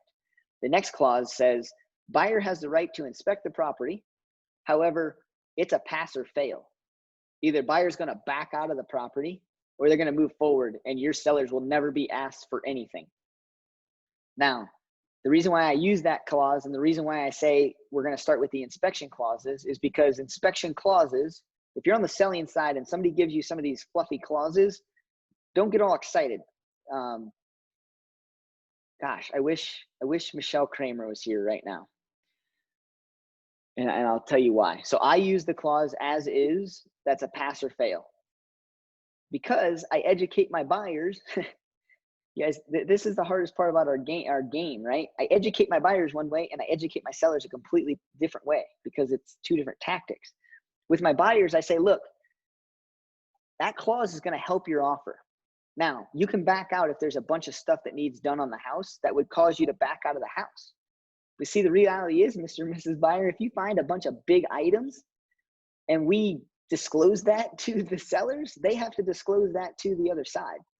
Meaning, if we back out of the contract due to inspection, then they have to say that to the other buyer, another buyer that would come across.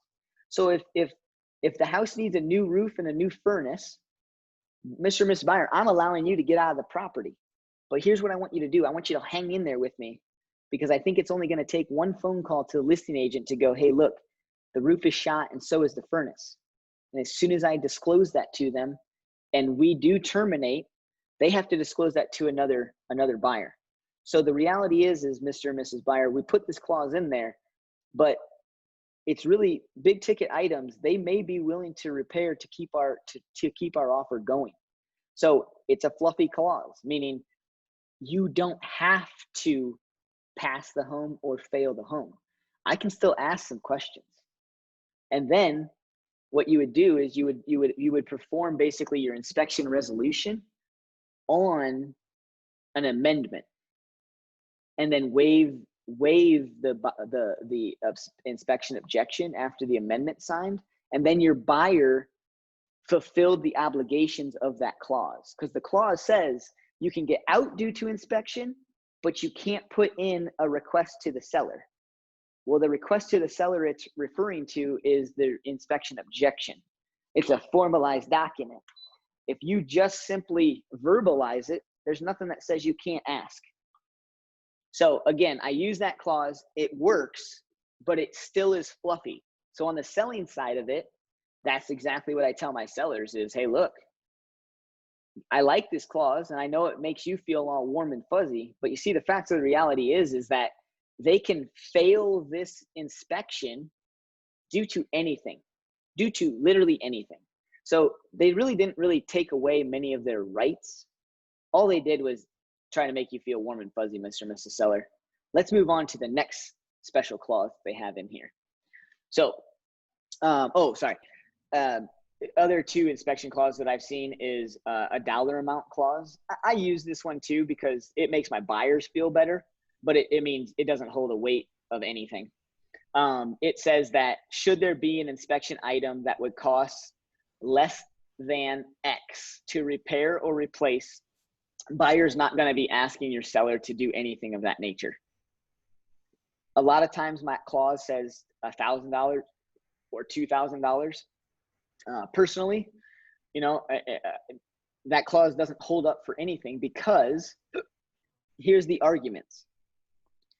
If I put $1,000 in there, can I or can I not go out and find 3 different plumbers and I can get one plumber to give me an estimate under $1,000? Probably, because a water heater costs right around $1,000 to replace. So now if I put that clause in there and I get a quote back from 2 different plumbers, one says it's going to be $1,050 and another contractor says it's going to be $950, does the seller have to repair that water heater? It only gives me the right to ask, right? A seller does not have to commit to repairing anything unknown just because of an inspection clause. It has to be specifically stated in order for them to do it. Meaning on the original offer, you would have to say seller to replace water heater. At that point, you don't really know if it needs replaced. So the dollar amount clause can make a seller feel warm and fuzzy. It makes my buyers feel warm and fuzzy. So like I said, I use it. I just don't I give all of my buyers the chance. The best one to use is the as is clause, pass or fail. There's too many gray areas with the numbers clause. Then the next clause is, I see this all the time. Buyer has the right to do an inspection. However, buyer will only be asking for health and safety items to be addressed. And then I get a buyer that sends me an offer or sends me an inspection objection that says, I want your seller to clean out the dryer vent. My seller says, look, that's not a health and safety concern. That's a homeowner's maintenance item. That should be done every year. I did it last year. You can do it when you move in. And on this buyer's report, it says safety concern. Recommend having dryer vent cleaned out once a year. It doesn't say the dryer vent needs cleaned out. It doesn't say that it is a health and safety issue. It says it could be a health and safety concern. So who's right? A judge. It'd have to go all the way to a court of law. So I honestly, I can't stand health and safety clauses because I can poke holes in any argument, it seems like. Now, if the dryer vent is completely clogged, like there's a picture of it from the inspector, it's completely clogged with lint, that's a health and safety item, right? Like I'm going to educate my sellers to clean that dryer duct. But there's a lot of times that requests happen from a buyer to a seller that you could argue one way or another, and I don't really know if some of them are even health and safety concerns. Like the whole, do you guys know that a garage door between the interior of a house and the garage door, one, it has to be a solid core door. Two, it has to have spring-loaded hinges that automatically close that door. If that door doesn't close, the inspector is going to call that out as a health and safety item. Is the seller going to fix or repair that door if it's not closed on them for years? At my house, I unscrewed the tension on it so it doesn't swing back shut in my face. I can't stand that door. So for me, I'm not fixing it at all because I'm like, well, Mr. and Mrs. Buyer, get a screwdriver like I did and tighten it. So all of those inspection clauses, I'm beating it like a dead horse, and I apologize. I'm getting so sick of seeing it out there in the market because it means nothing. You guys got to know that don't let it make your buyer or seller feel all warm and fuzzy unless you absolutely want them to feel all warm and fuzzy. The next clause that's working, this is one that I would say is kind of, inspection clause is like third on the level. The secondary level that I'm seeing out there is escalation clauses. Again, it's not the top clause. The top clause is the guarantee, the money guarantee. The second clause is escalation clauses. What the escalation clause says is that here's my offer, Mr. and Mrs. Seller, but I don't want to overpay for the property. So here's my offer at a base level, but I'm willing to go up to X. And I'm willing to beat anybody in between those two prices by $1,000, but I can't exceed X. So here's what this says. Let's go back to our scenario. House is listed at $450, and buyers want to make an offer at $460, but they're willing to go up to $470. Most likely, I'm going to educate my buyers to go in at $470. But if they're really adamant about not overpaying for the property, and I get them to the point where I explain an escalation clause and they want to take that option, then we'll probably do something like $460. And what the clause says is that if somebody comes in between $460 and $470, I will beat their offer by $1,000, not to exceed $470. So if it comes in at $463, I'm saying that I'm willing to pay $464. And if they have an escalation clause in theirs, and then theirs would trump mine, and then mine would trump theirs, basically what you have to do when you're a listing agent is go through and figure out where the tops are. You don't really have to go through all the math in your head because you're just going to max out somebody's max, right? So as long as two people don't have the same ceiling, an escalation clause could work well. If two people have a same ceiling, say two people have a 470 max, then as a good listing agent, you're just going to go back to both parties and say, hey, look, we're going to take away all of the escalation clauses, and I want everybody to commit to their highest and best. I'll give you a hint, Mr. and Mrs. Buyer. You guys are dead set even at 470. So you got another party willing to bring 470. I need your highest and best, no escalation clauses by tomorrow at this time, or whatever it is, right? By doing that, you're representing your seller to try and get more money. So there's some pros and cons to all these clauses. The con to an escalation clause is, one, it shows kind of where your max dollar is. Two, if one other person puts in an escalation clause, one of them is going to be maxed out by that instantaneously. So escalation clauses, they work. I've won several offers this past post-COVID, extravaganza that we have going on. But I've won more often than not without the escalation clause. And a lot of that's because myself as a listing agent, and you give me an escalation clause that says you're willing to go up to 470, you just showed me your poker hand. There's nothing that says I can't educate my seller to counter you at 471 just to see what you do, right? So on my side of things, I'm a big fan of escalation clauses because they work. Sometimes they don't. Sometimes listing agents won't accept them, meaning they'll educate their seller not to look at them. And they'll give them all of the pros around it or all the cons around it. And then the seller will go, yeah, I don't think we want to look at those. You're right, Mr. and Mrs. Agent.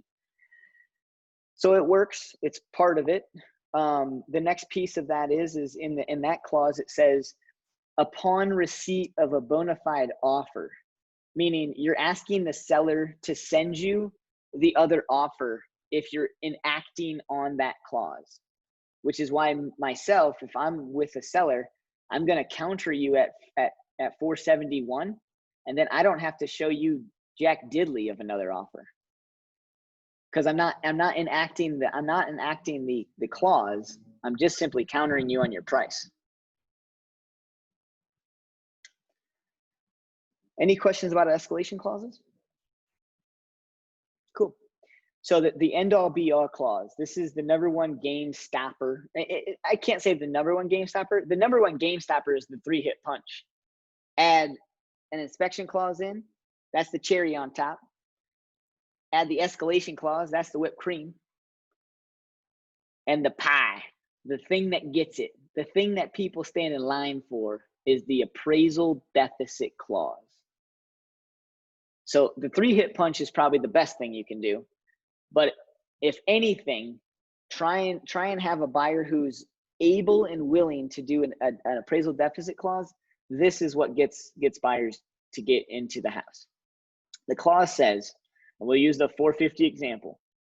The clause says, hey, I'm willing to pay X amount of dollars over an appraisal value, not to exceed my purchase price. All right, so let's use that same example. No, let's use 450, but not the same example. I want to go in at 460. Perfect world for this appraisal deficit clause, the perfect world is offering the dollar amount equivalent of what you went over in on list price. So perfect world in this situation would be, here's my offer at 460. I'm willing to guarantee $10,000 over the appraisal value, not to exceed 460.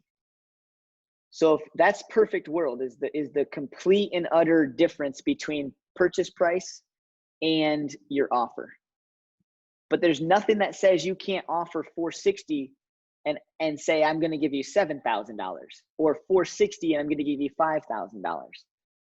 So here's what I mean by that. Let's use the $5,000 example.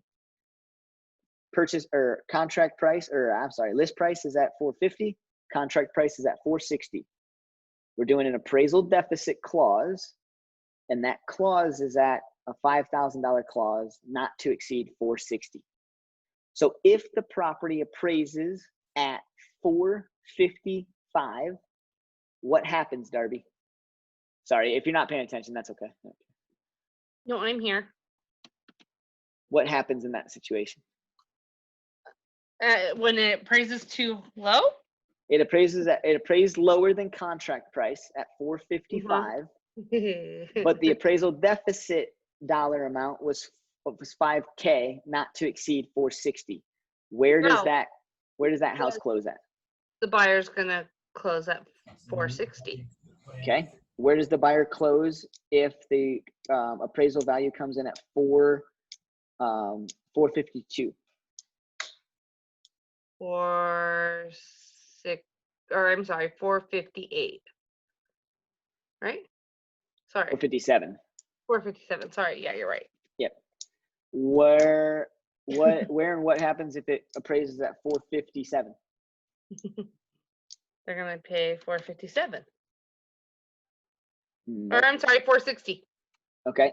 And they're going to use 3 of the 5K promise because that ceiling is there. Yeah. Last question, trick question. What if it appraises at 440? Oh, they're gonna pay Anybody? 460. Negotiation? No, what does the clause say? 460. Oh. It's 445. Bingo. Sorry, it took me a second. The clause says that they're willing to pay $5,000 over the appraisal should there be a deficit, not to exceed 460. So if it appraises under list price, they only pay $5,000 over whatever the appraisal deficit is. Now here's what you guys need to understand on the listing side of things. That clause has a 2-part negotiation. Meaning, if your sellers accept that clause and that subject property appraises for $400,000 and you've done everything in your power to invoke Tidewater, see if they'll rethink their numbers, do the appraisal, and the appraisal management company, the supervisor, everyone comes back and says, look, the house is worth $400,000. Guess who gets to buy the house for $405,000? Your buyer. Guess who cannot even terminate because of that? The seller. You can't terminate.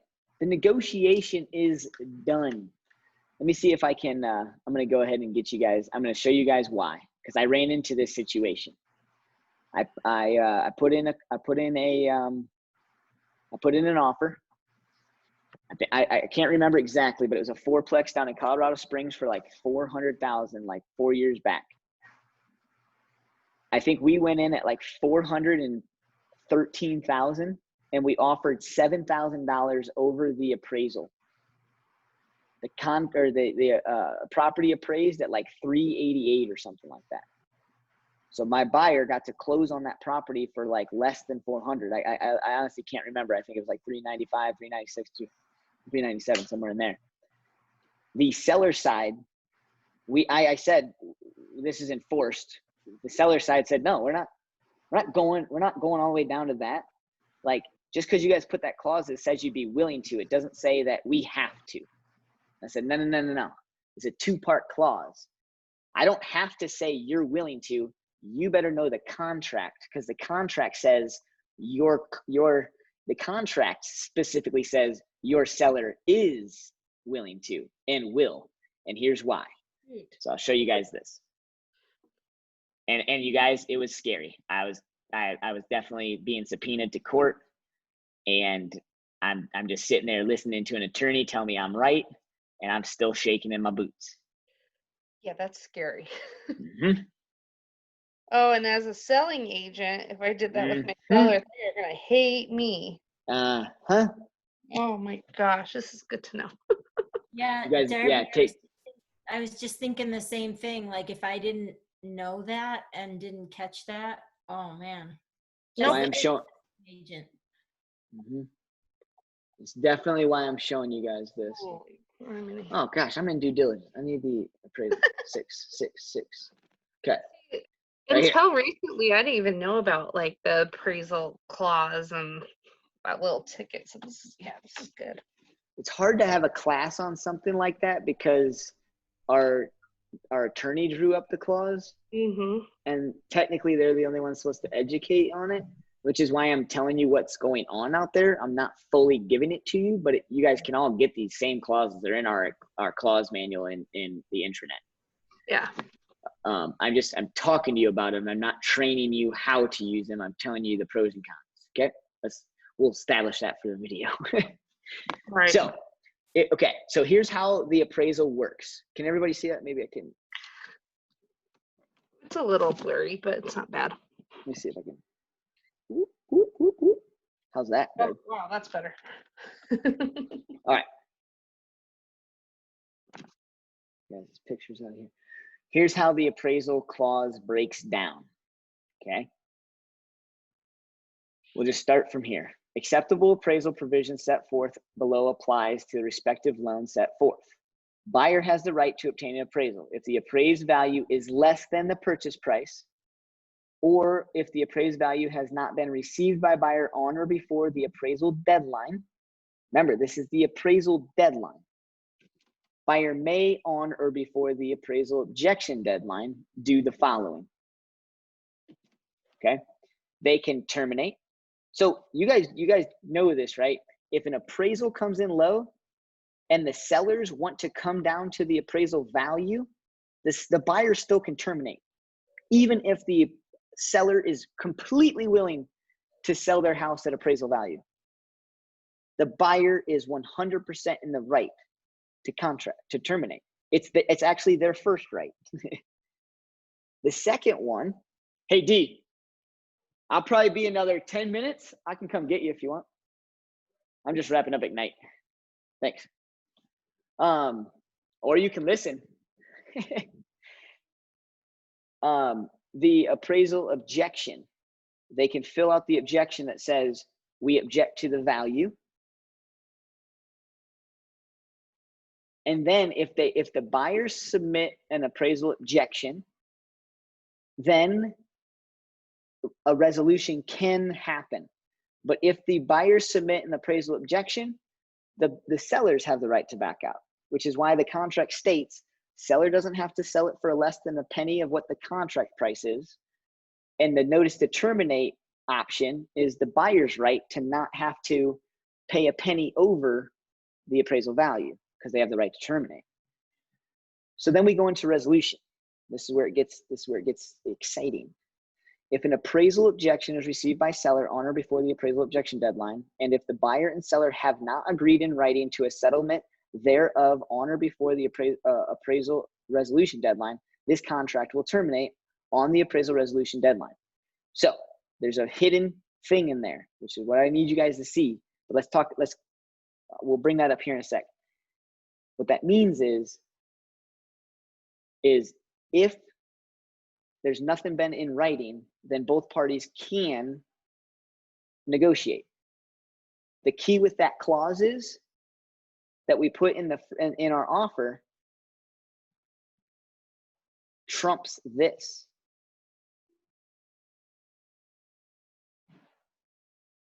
Meaning, if something's already agreed upon in writing as a settlement, and a settlement is a dollar amount over a situation, that settles the deal, that settles what the seller was or the buyer was willing to do. The seller accepted it because something's been agreed upon in writing, meaning they signed the contract. It's agreed upon. Both parties signed that particular clause, which means if they haven't signed that, then they can negotiate.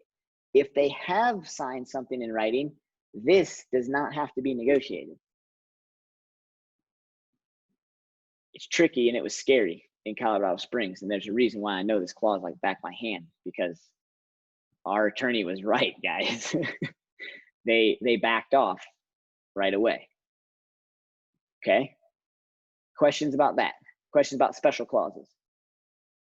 Okay, let's wrap this up. So we beat home on the buyer side, and I was kind of tailoring this because everything that we need to know on the seller side is all of those things, right? We went through the pros and cons of the escalation clause. What does that do for the seller side? What does it do for the buyer side? So now the last thing that we need to talk about is how do you handle multiple offers on the seller side?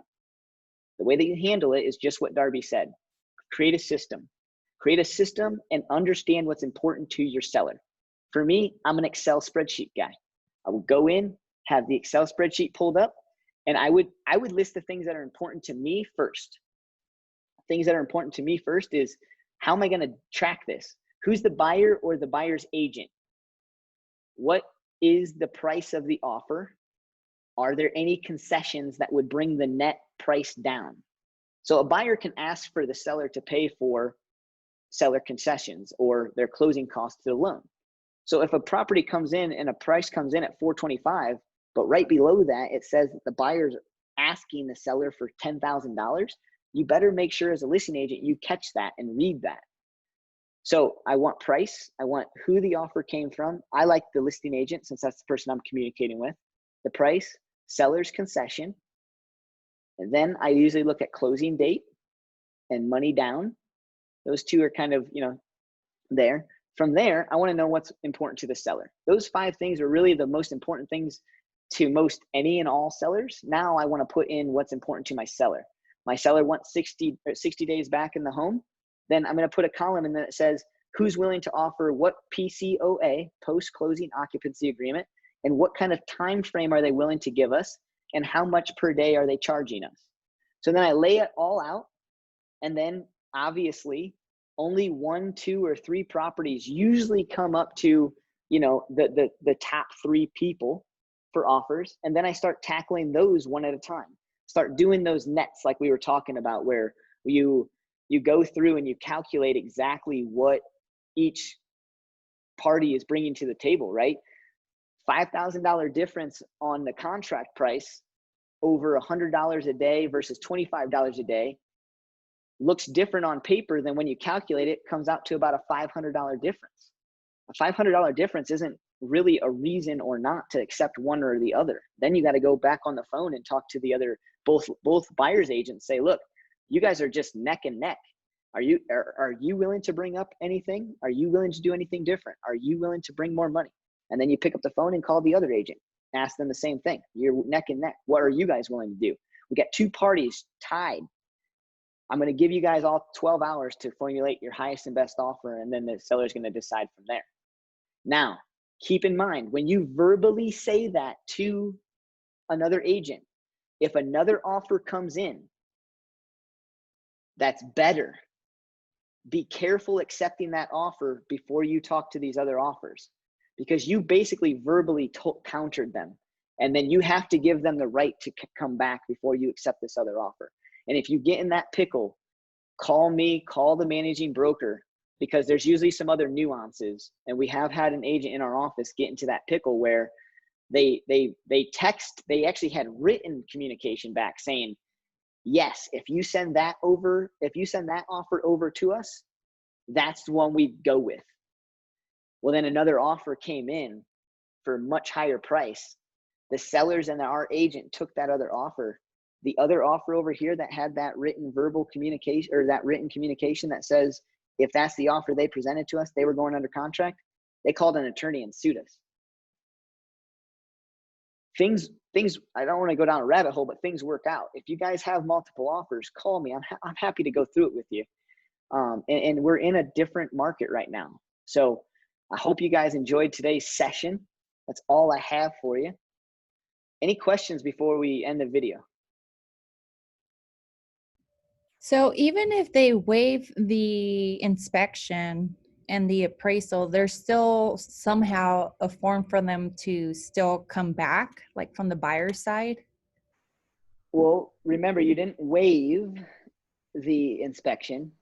Mm-hmm. You said that you're not going to you only waived your right to ask for things for the seller to fix. You didn't waive your right to pass or fail. So if something major comes up, I'm telling you, call the listing agent, because if it's something major that's going to cause you to back out of the contract, it's probably going to cause another buyer to do the same thing. So the sellers probably are going to fix this item. So why not stick with you guys in contract? That's all I was saying on that one. Okay. You still look lost. Ask clarifying questions. If you're lost, everybody needs to know it, because it means I'm not explaining it right. No, well, there's this scenario where my sister-in-law, she's selling her house in Denver, and she just went under contract a day later. They listed it for $615. They got it at $687. And yes, it's ridiculous. What? And the buyers waived the inspection and the appraisal, but now what I'm learning is they still do have a right. Well, no, I need to see the clause. Remember, Oh. I said there's 2 types of as-is appraisal clauses.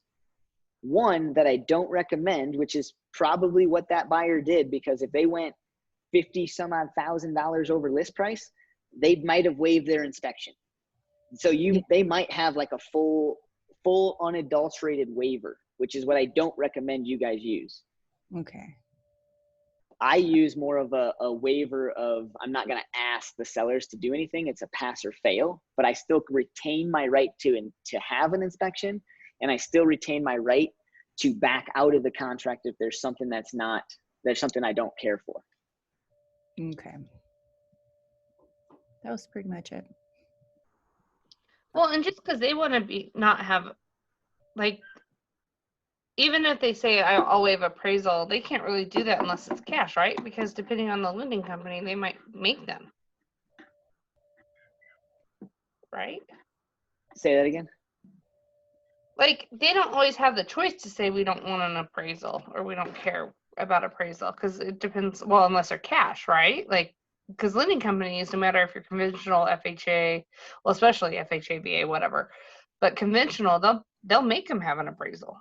The bank will make them have an appraisal, but They can't really waive that per se. well, they can waive the right to object to an appraisal Right. value.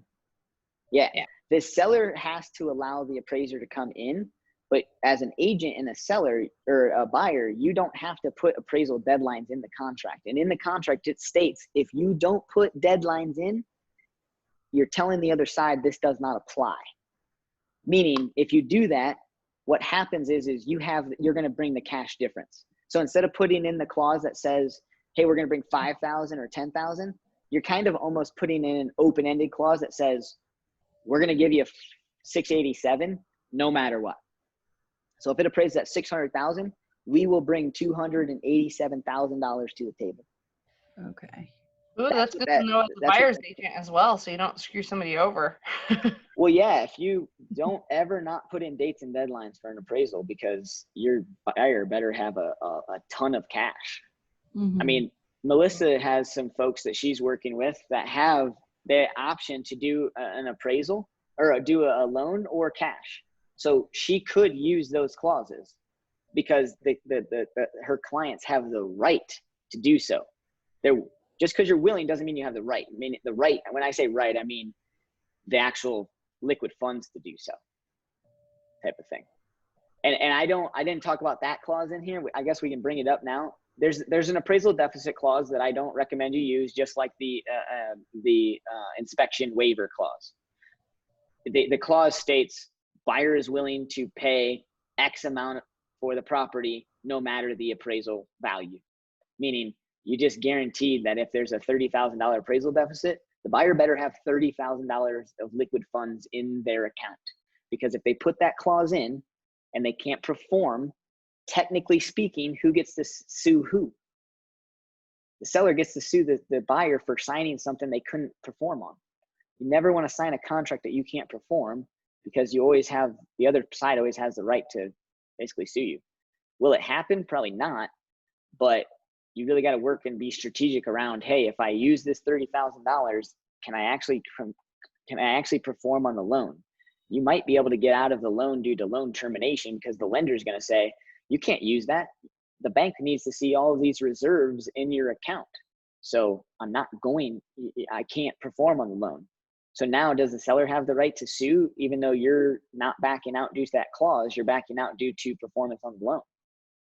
I don't know. I think that would have to go down a court of law. So don't use that clause. I've seen so many, not so many, I don't want to scare you guys out there. Like, in the years that I've done this, I've maybe had to deal with 10 or so appraisal deficits. And I will say 2 of them, I don't know. I to this day have no idea what the appraiser was thinking. One of them was $45,000 under list price on a property for less than $400,000. It was crazy. My highest one ever was the easiest one ever. $2.2 million house in Evergreen, appraised for like $100,000 under list price. Buyer came up 50K, seller came up 50K, or down 50K. Super easy. No one even batted an eye at it. It was amazing. And then I've had another one at list price was at 320. This is a story for you. First appraisal with my buyer, first appraisal was at 300,000. There's no way this house is worth less than 320. I had probably comp it out at 330 all day. Buyer had a second lender that they were approved with, called them and said, how fast can you turn around an appraisal? Like, actually, I can turn around an appraisal in like a week. We just had one cancel. Great, let's send them out. Delayed closing for 5 days, second appraiser, different lending institution, 323. A $23,000 difference. I'll never use that appraisal deficit clause open-endedly because you just don't know what you're putting your buyer up against. No matter how sure you are that there shouldn't be an appraisal deficit, you can never be sure. Cool. And Carolyn, to answer your question, no, I do a new Excel sheet every single time.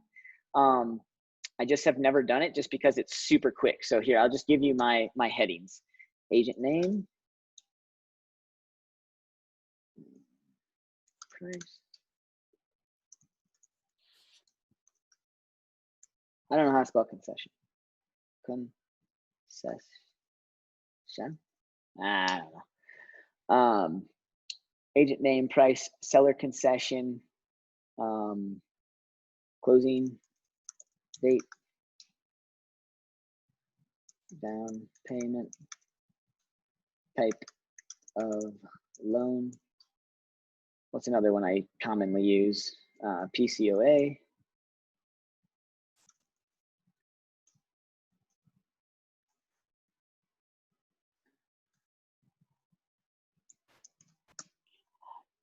Those are some real common ones that I pretty much just type out every time. Sorry, I just haven't never done it. So Bruce, you said you don't do the appraisal deficit clause with buyers even, because it sounds like if you do it correctly, you could potentially save your buyers a ton of money. No. I always use the appraisal deficit clause. Oh, okay. Sorry. I don't use the open-ended clause. Got it. I don't want my buyer to commit to a number that we don't know yet. Okay. Yep. And on the sell side, I will always educate my seller to look at an appraisal deficit clause. It only ever hurts the seller very rarely. And I'll know whether it's going to hurt the seller or not based upon the comps. Right? Okay.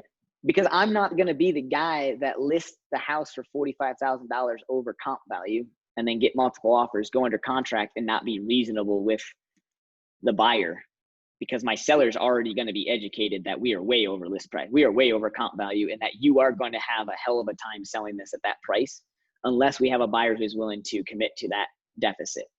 So for me, I on the sell side of just never getting to that pickle, because you always want to make sure that your comps are sound. Like, I still take appraisal classes and CMA classes from all sorts of different instructors. Year after year, I still take them because you never know when nuances are going to change, and you never know when somebody's going to give you that extra little tidbit that you never thought of to really make sure you hone in on a price. So on the sell side, I take appraisal deficit clauses all day long. And if my seller decided to list way over my comp value, then that's the risk that they're going to be in. But at least they're still guaranteed some money over the appraisal deficit or the appraisal. Yep. Okay. Good questions.